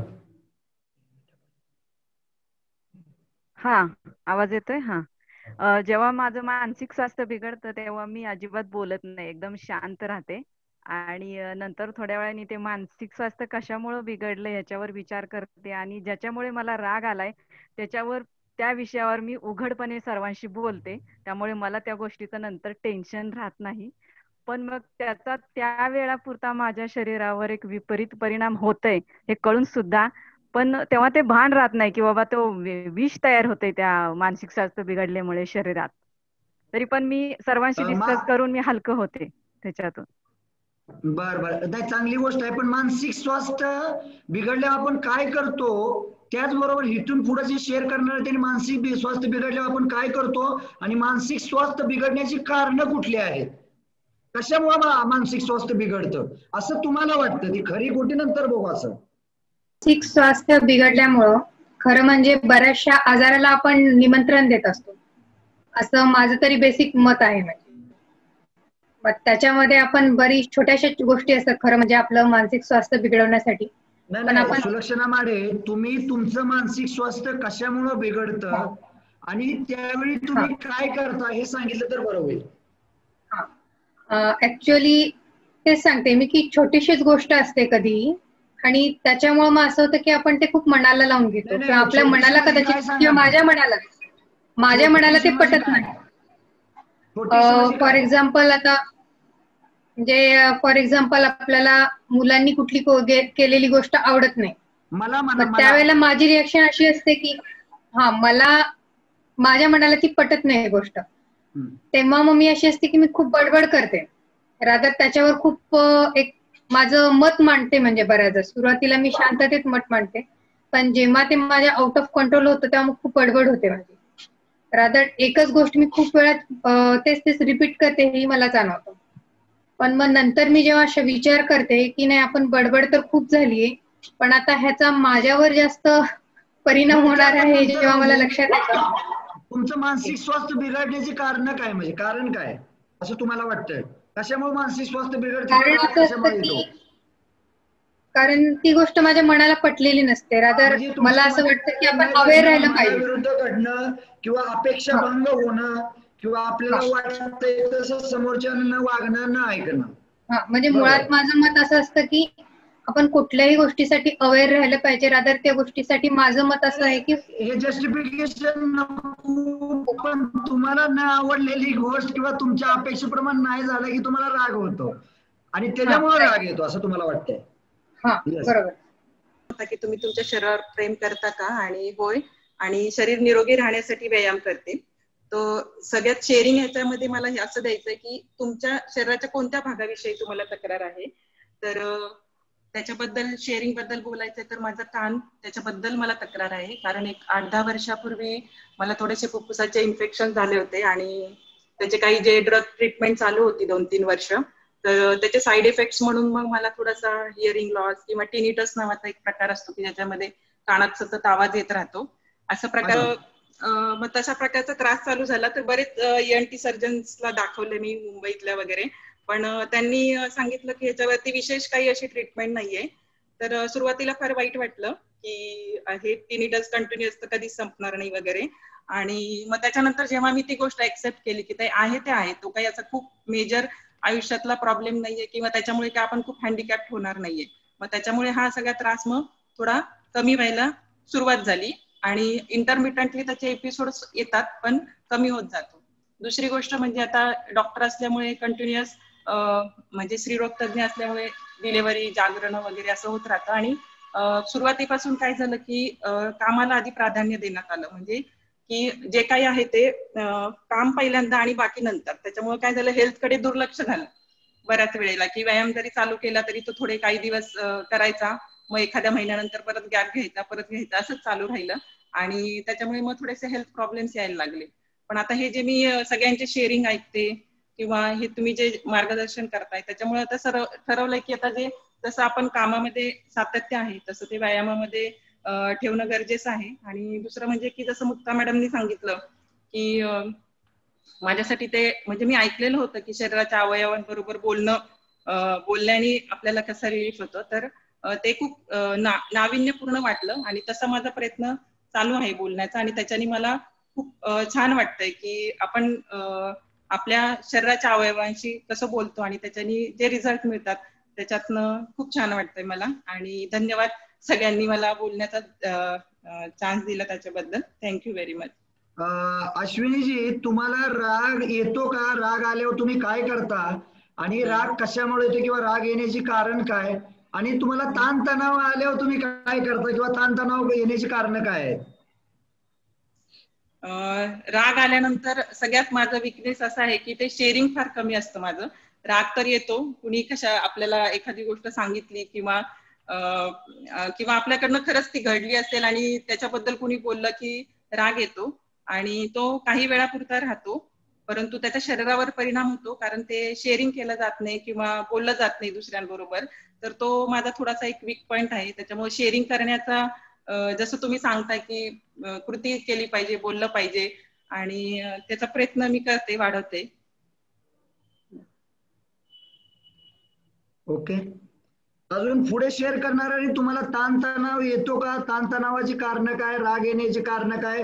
ताणतणाव आल्यावर तुम्ही काय करता? राग आल्यावर काय करता? जास्त खाता, गप बसता, रुसून बसता, अबोला धरता, नवीन काहीतरी करता, कोणी भांडी घासतं, कोणी लादी पुसायला काढतं, कोण नवीन काम काढतं किंवा नवीन कृती करतात, कोण खरेदी करायला जातात, कोण मार्केटला जातं, आणि राग कशामुळे येतो हे सर्वांनी शेअर करायला.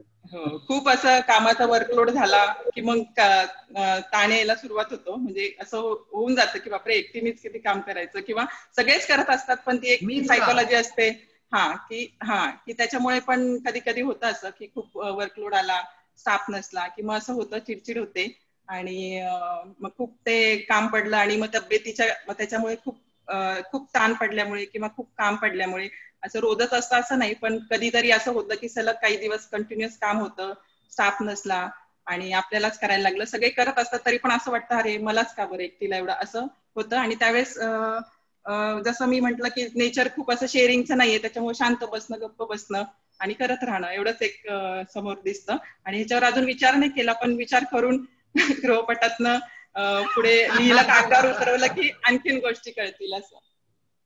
सर्वांसाठी लाईफ इज ब्युटिफुल मजाच मजा किंवा आरोग्य धन संपदा किंवा अजून आता वेगवेगळे सेशन घेऊन आपण येणार आहे. पेरेंटिंग मधील असतील, अँगर मॅनेजमेंटचे असतील, ताणतणाव व्यवस्थापनचे असतील, हे सर्व सेशन आहेत आपले. माहिती तुम्हाला किंवा कुठली तरी इन्फॉर्मेशन देणार, तुम्ही समजून घ्यावं किंवा ज्ञानाचा भाग नसणार आहे. तुम्हाला या प्रत्येक सेशन मधला जो गृहपाठ असेल तुम्हाला खूप विचार करायला हवेल. तुमच्या मनाचा आणि मेंदूचं कार्य कसं चालतं, त्याचा शरीरावर परिणाम काय होतो, हे आपलं जे म्हणजे संजय इंगळे साहेब नेहमी म्हणतात, या जगातली सगळी गॅजेट आपल्याला माहित आहे, पण ह्या जगातलं सगळ्यात पॉवरफुल गॅजेट काय तर मेंदू आणि मन.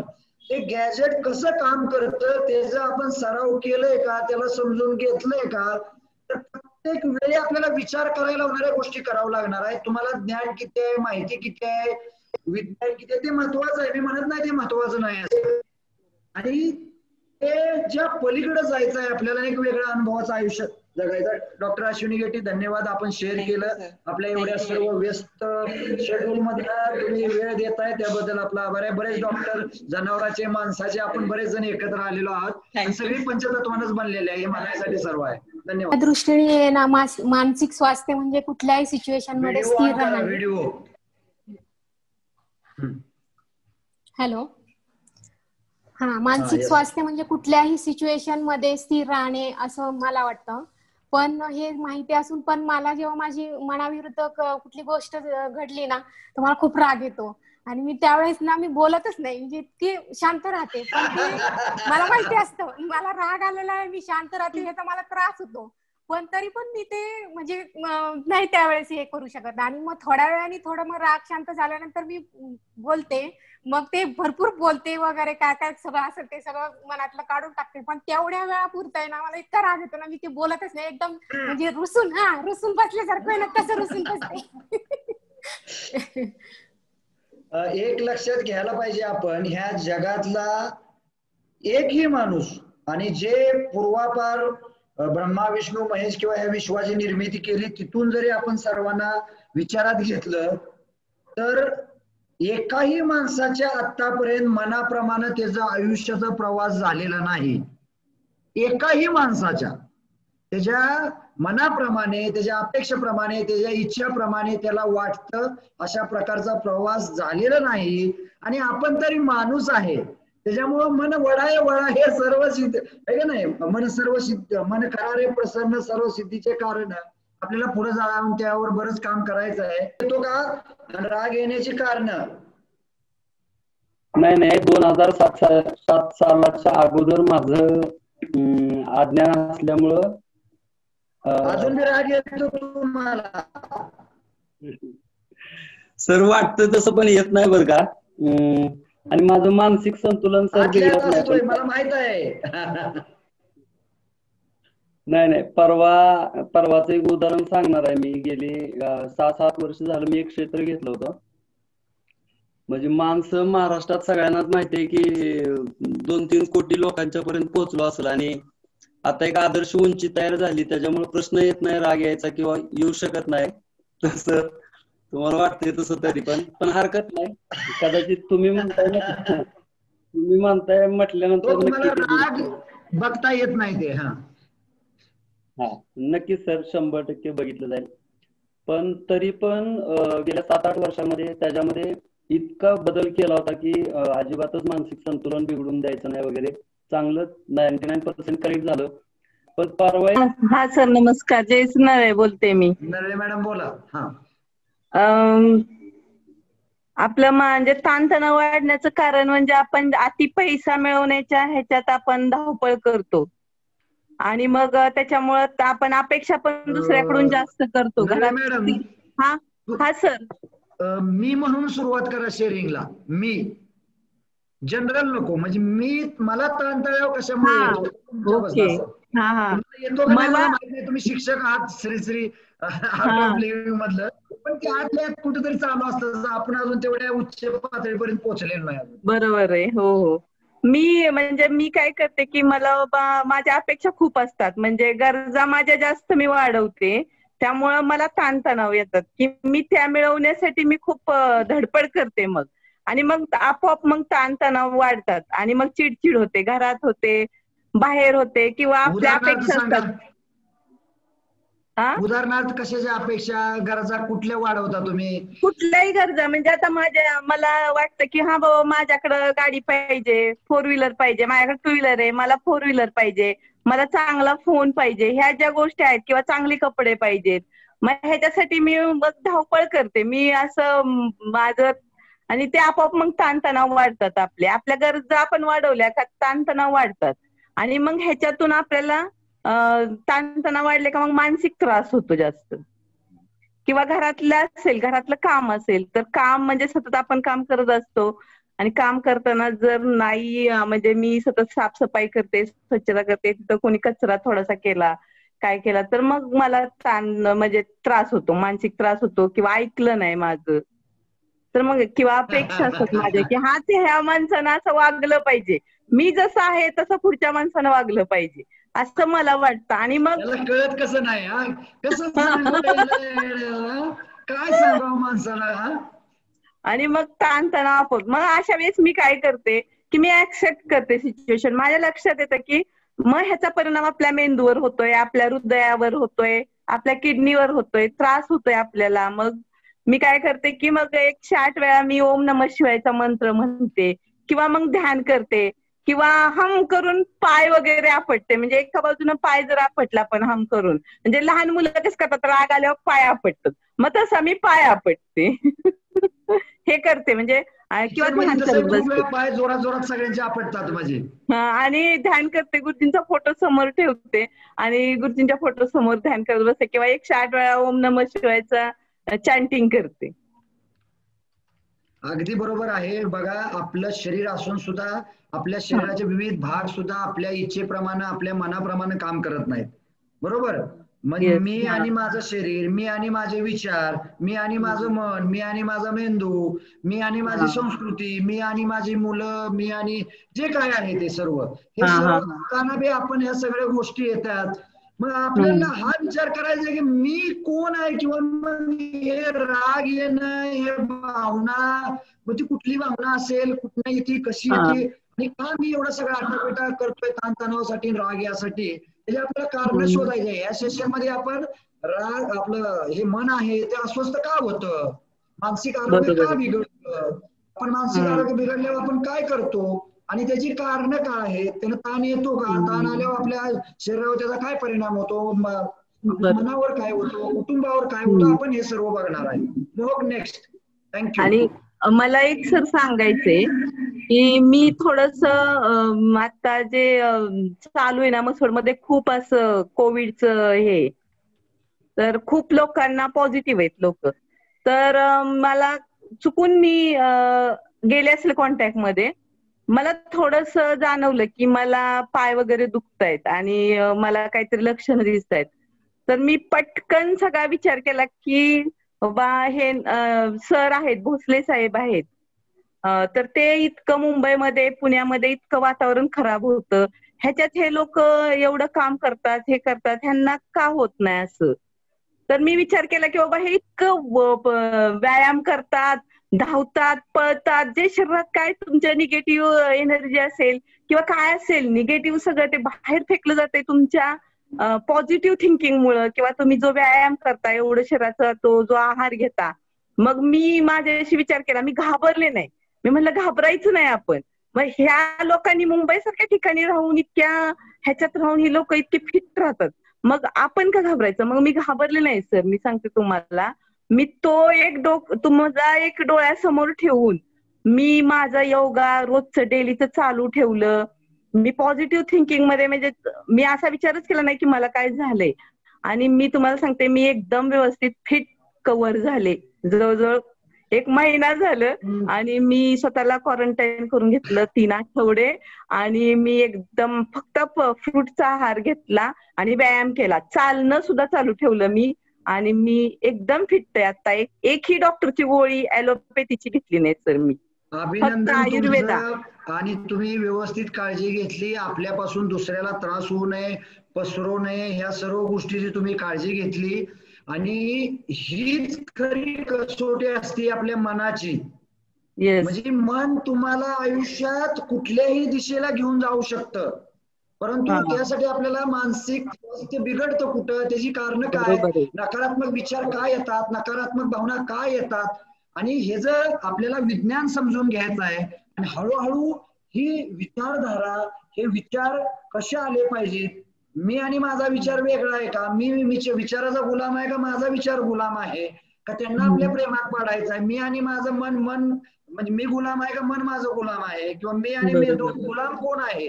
हे सर्व गोष्टी आपल्याला हे प्रवासात बघायचं आहे. तुमचं खरोखर अभिनंदन, कारण ह्याला खूप मोठी ताकद लागते. आणि मला जर म्हणाल तर ह्या जगातला जे कुठले स्वास्थ्य बिघडतंय, आरोग्य बिघडतंय, रोग येतात, या सर्व रोगाचं कारण फक्त मन आहे.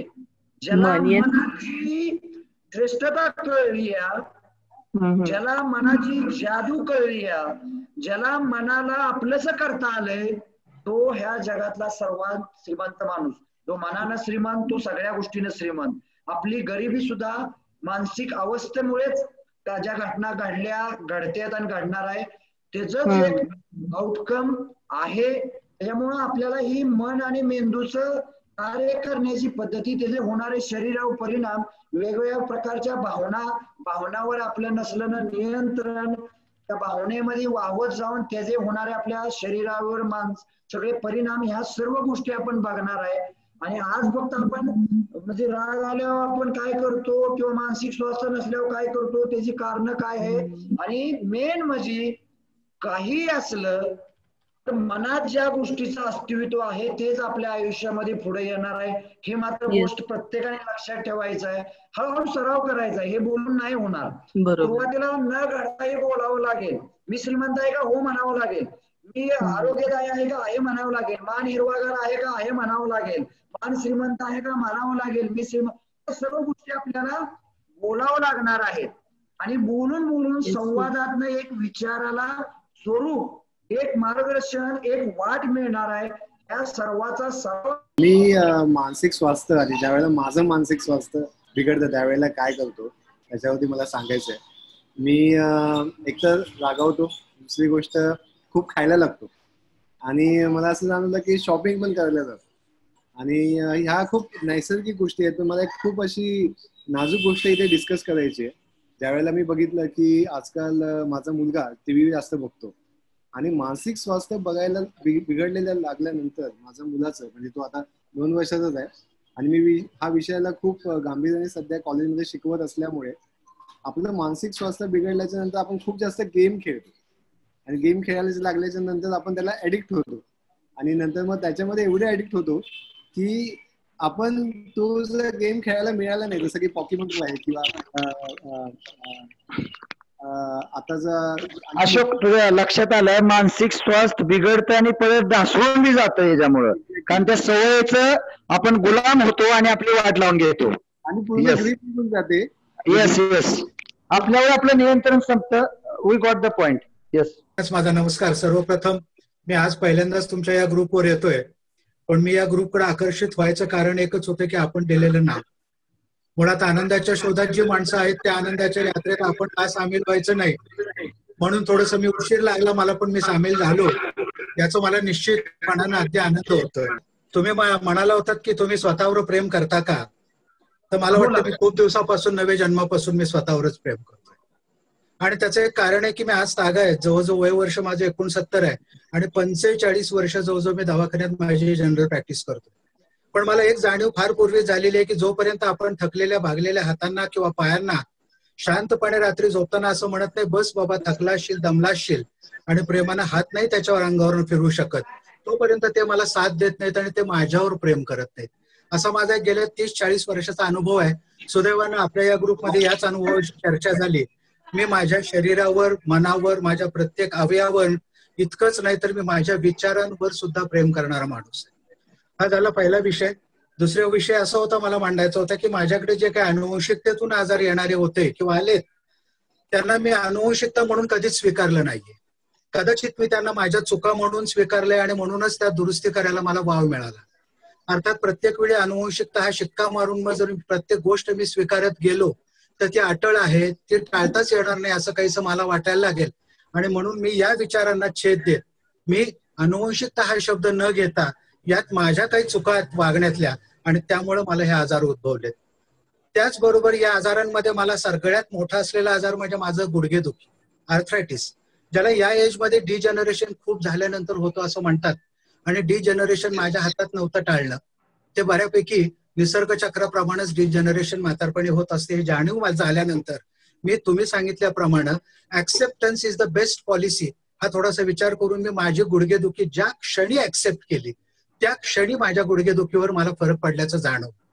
अर्थात ते ऍक्सेप्ट करताना त्याला दुरुस्त करण्याचे मार्ग मी थोडेफार अवलंबले. म्हणजे गुडघ्याचे येणारे जे काही माझ्या अनुषंगाने व्यायाम आहेत ते सगळे मी करू शकलो आणि आज मी छानपैकी चालू शकतो, थोड्याफार उड्या मारू शकतो आणि बऱ्यापैकी मला गुडघेदुखीतून आराम आहे. आता तिसरा प्रश्न जो होता की मी का रागावतो आणि केव्हा रागावतो. मी रागावतो सर, निश्चित रागावतो. आणि प्रत्येक माणूस केव्हा रागावतो, ज्यावेळेला त्याचा स्वाभिमान दुखावतो, त्याच्या मनासारखं होत नाही, त्याच्या मनाविरुद्ध सगळ्या घटना घडतात आणि मग आपण रागावतो. आणि रागावण्याचा परिपाक म्हणजे आपण दुसऱ्याशी भांडत बसतो. असा प्रसंग ज्यावेळेला माझ्या जीवनात येतो की मला दुसऱ्याशी वाद खेळावा लागतो, त्यावेळेला मी फक्त एकच विचार करतो, अरे बाबा मी रागावले इतपत मला कळतंय, मी आता चिडलोय, मी काही करू शकेल. पण तत्पूर्वी माझ्या मनात एक सुंदर विचार येतो आणि तो म्हणजे की या रागावण्या पाठीमागं किंवा समोरच्या माणसाचा मी जो काही त्रास सहन करतोय त्या पाठीमागं मी स्वतः तर काही चुकलो नाही ना. जर माझीच एखादी चूक असेल तर त्याचं रागावणं रास्त आहे. आणि असा ज्यावेळेला बऱ्याच वेळेला मी विचार करतो त्यावेळेला मला जाणवतं की त्याच्यापेक्षा माझ्याच चुका जास्त. मग मी मला स्वतःला माफ करायचा प्रयत्न करतो, मी स्वतःला सॉरी म्हणतो आणि नकळत त्या समोरच्या माणसाला देखील सॉरी म्हणतो. मी रागावल्यानंतर काय होतं हे जे सगळ्यांना होतं तेच मलाही होतं, त्यात काही वेगळं होत नाही. पण त्या क्षणी मला पहिला विचार येतो की मी काही चुकलोय का. शिवाय दुसरी एक गोष्ट योगायोगानं म्हणून मी सांगतो, या रागाची अनुभूती किंवा या रागाची जाणीव मला माझ्या तारुण्यात झाली. सगळ्यांनाच ती होते आणि मलाही झाली.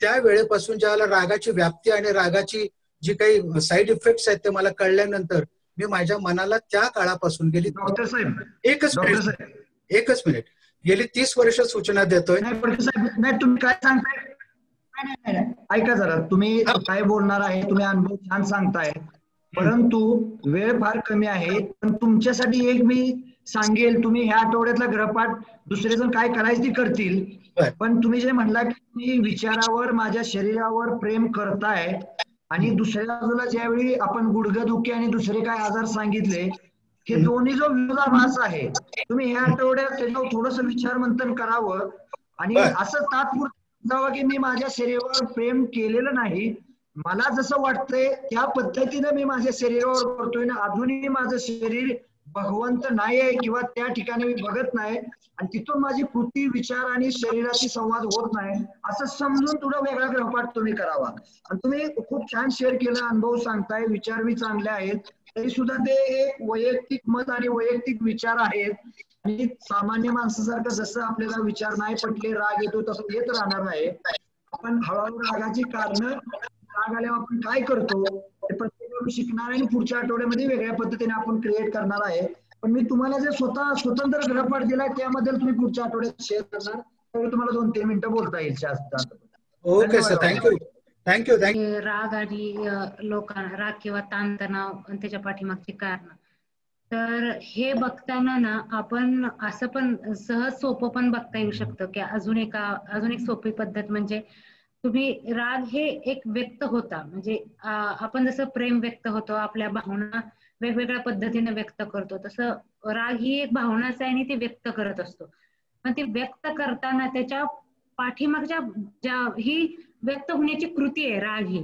मग त्याच्या पाठीमागे ज्या भावना आहेत ना, जशा आता सगळ्यांनी सांगितले की माझ्या मनाविरुद्ध कोणी वागलं तर मला चिडचिड होते, किंवा माझा स्वाभिमान दुखावला गेला तर मला राग येतो, मुलं माझ्या इच्छेविरुद्ध वागले तर मला राग येतो. हे जे आपण जे भावना म्हणजे त्या इमोशन्स आहेत त्या आपल्या भावना आहेत, तर त्या भावना बघताना कसं आहे की एका शब्दात आपण असं म्हणू शकतो की चिडचिडपणा असतो, एकटेपणा असतो, कदाचित गिल्ट असते, काही चुका झालेल्या असतात त्या पण कधी कधी आपल्याला त्याच्या अपराधीपणाची भावना येते, किंवा आपल्याला ना दुर्लक्षित झाल्या कुटुंबात पण, किंवा आपण एखादं मत मांडलेलं असताना आपल्या मताला रिस्पेक्ट दिला जात नाही, म्हणजे आदर केला जात नाही, किंवा आपल्या कामाचा आदर होत नाही. जसं अश्विनी गेटे मॅडम बोलल्या की माझा स्टाफ नसतो किंवा मला कामाचा लोड येतो आणि मग माझी चिडचिड होते. पण तिथं असं होतं की माझ्या कामाचा रिस्पेक्ट होत नाही किंवा माझ्या पद्धतीनं कामं होत नाही म्हणून मला राग येतो. किंवा सहानुभूती हवी असते लोकांना, जी दिवसभर आपण एखादी गोष्ट करतो किंवा काम करतो तर त्याबद्दल आपल्याला सहानुभूती हवी असते, तर ते नाही मिळाले, म्हणजे ह्या गोष्टी मिळत नाहीत आपल्याला. प्रशंसा असते त्या गोष्टी आपल्याला भेटत नाहीत, किंवा थकवा असतो, म्हणजे खूप काम करते, मीच एकटी काम करते. आता आणखीन कोणाचं शेअरिंग झालं की मलाच एकटीला नरळे मॅडम बोलल्या की आपल्याला कामाचा लोड आला आणि मुलांनी घाण केलं, तर म्हणजे हे ना एका शब्दात असं म्हणू शकतो की ह्या गोष्टी ना आपल्याला भेटत नाहीत, म्हणजे भेटत नाहीत, किंवा आपण ह्या गोष्टीच्या पाठीमागे लागलेलो असतो आणि त्या गोष्टी आपल्याला भेटत नाहीत म्हणून आपल्याला राग येत असतो. तर हे आहे की दिसताना वरती थोडासाच भाग आपला रागाचा असतो, पण त्याच्या पाठीमागे ना भावनांचा खूप कल्लोळ असतो आणि त्या भावना आपल्याला बघता आल्या पाहिजे. जेव्हा आपण राग व्यक्त करतो तेव्हा ना त्याच्या पाठीमागच्या आपल्या भावनांचा कल्लोळ आपल्याला बघायचा आहे.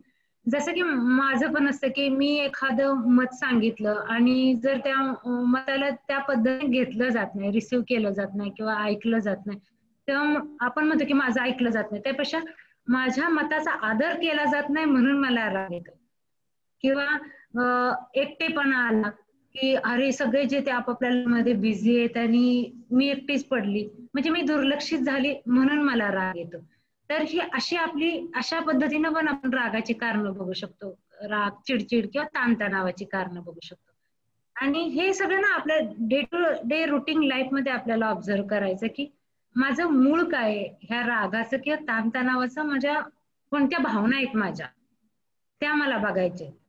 आपण कारण म्हणतो तर आपण ह्याच्यातून बघू शकतो आणि त्याच्याबरोबर माझ्या जोडलेल्या कोणत्या भावना आहेत आणि त्या भावनांमुळे मला त्या पूर्ण होत नाहीत म्हणून मला राग येतो किंवा ताणतणाव येतो. आणि दुसरी गोष्ट आहे की अजून एक आपण बघायचं की म्हणजे आपलं शरीर ऑब्झर्व करायचं, कारण मला नेहमी असं वाटतं की आपलं शरीर हे आपल्या मनाचं रिफ्लेक्शन आहे, म्हणजे आरसा आहे आपला, की त्यात आपलं सगळं प्रतिबिंब दिसतं, आपल्या मनाचं प्रतिबिंब दिसतं. तर जेव्हा रागतो मग तो रागाचं स्वरूप छोटा असेल तर त्या प्रमाणात तुमच्या बॉडीवरती इम्पॅक्ट दिसेल. थोडेसे डोळे गरगर फिरवले जातील, किंवा जसं मुलांनी थोडंसं हे केलं तर डोळे मोठे केले जातील. तर जास्त राग आला, माझं जसं होतं तसं की जास्त राग आला तर अगदीच जास्त राग आला तर पाय वगैरे थरथरणं किंवा शोल्डर पेन होणं, ह्या ज्या गोष्टी होतात.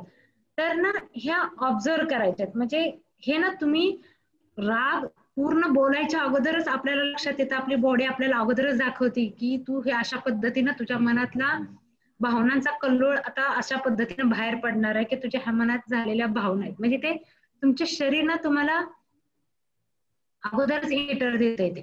तर ना आपल्याला इंडिकेटर, आपल्या राग आलेल्याचे इंडिकेटर बघायचे आपले ह्या आठवड्यात, की मला राग आला तर मला काय डोळे मोठे होत आहेत का, माझ्या हाताला घाम आपल्या येतो, तो बघायचा आहे आपल्याला. ते आता ह्याच्यावरती मार्ग काय ते आपण पुढच्या सेशन मध्ये बघणार आहोत, पण ह्या सगळ्या बघायचं आहे आपल्याला. थँक्यू. सर, मी पहिल्यांदाच आपल्या सेशन मध्ये इंट्रोड्यूस होतोय. सर्वांशी ओळख होईल त्या निमित्तानं म्हणून मी तुम्हाला विनंती केली आणि आपण ती मान्य केली, त्याबद्दल आभार. तर मी या पहिल्या सेशनला तर मी निश्चित म्हणेल ऍब्सोल्युटली यस. तर काय करता आपण, तर एक माझ्या मते म्हणजे माझे विचार आहेत सर, ते काय सगळ्यांना मान्य असतीलच असा माझा आग्रह नाही, पण मी असं नेहमी विचार करतो की शरीर हे दोन प्रकारचं एक्झरसाइज आपल्याला आवश्यक आहे. एक शरीरासाठी जो आपण व्यायामाच्या रूपाने करतो आणि दुसरा आपल्या मनासाठी. तर शरीरासाठी मी अगदी मला जसं आठवतं तसं 10-12 वर्षापासून जोर असते, बैठका असतील वगैरे वगैरे करतो.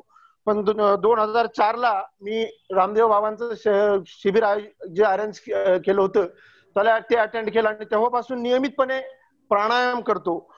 तर प्राणायाम तुमचं शरीरावर प्रेम कसं करायचं, तर मी स्वतः जे अनुभव घेतो ते सांगतो की त्यातले 2 प्राणायामचे प्रकार जे आहेत ते खूप महत्वाचे. एक यावेळेचा जो गृहपाठ म्हणजे असाइनमेंट आहे तो आहे तुमच्या मते मानसिक स्वास्थ्य म्हणजे काय, त्याच्या संवर्धनासाठी तुम्ही काय करता व किती वेळ देता हे मुक्तपणे व्यक्त करा. दुसरा जो आहे तो पार्ट तुमच्या ताणतणावाची, राग येण्याची, भीती वाटण्याची कारणं सांगा, त्याचे दैनंदिन प्रसंग सांगा. ज्या वेळेला आपल्याला राग येतो, ताण येतो, तेव्हा तुम्ही काय करता, म्हणजे तुम्ही ओरडता, जास्त बोलता, पाय आपटता, संवाद बंद करता, म्हणजे त्यावेळेचे तुमचे इंडिकेटर काय आहेत ते सांगा. आणि यामुळे तुमच्या शरीरावर व तुमच्या कुटुंबावर कोणता परिणाम होतो ते सांगा. तिसरा जो प्रश्न आहे यामधला तो तुम्हाला सर्वात जास्त आनंद आणि सर्वात जास्त दुःख कोणत्या गोष्टीमुळे होते आणि सर्वात जास्त आनंदाची बाब तुमच्या मुख्य जीविकेत अंतर्भूत असेल तर तुमचं आयुष्य कसं असेल. हे 3 प्रसंग आणि तुमचे इंडिकेटर्स तुम्ही स्पष्टपणे आपल्यामध्ये हे लिहायचे आहेत. हेच यावेळेचे असाइनमेंट आहेत सर. सर्वांनी अनम्यूट करा. लाईफ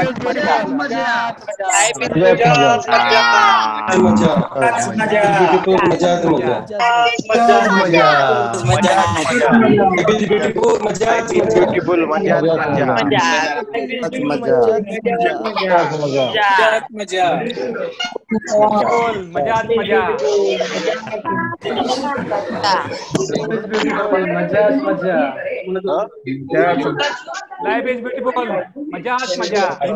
मजा. मजाच मजा. Life is beautiful. मजाच मजा. Life is beautiful. मजाच मजा. Life is beautiful.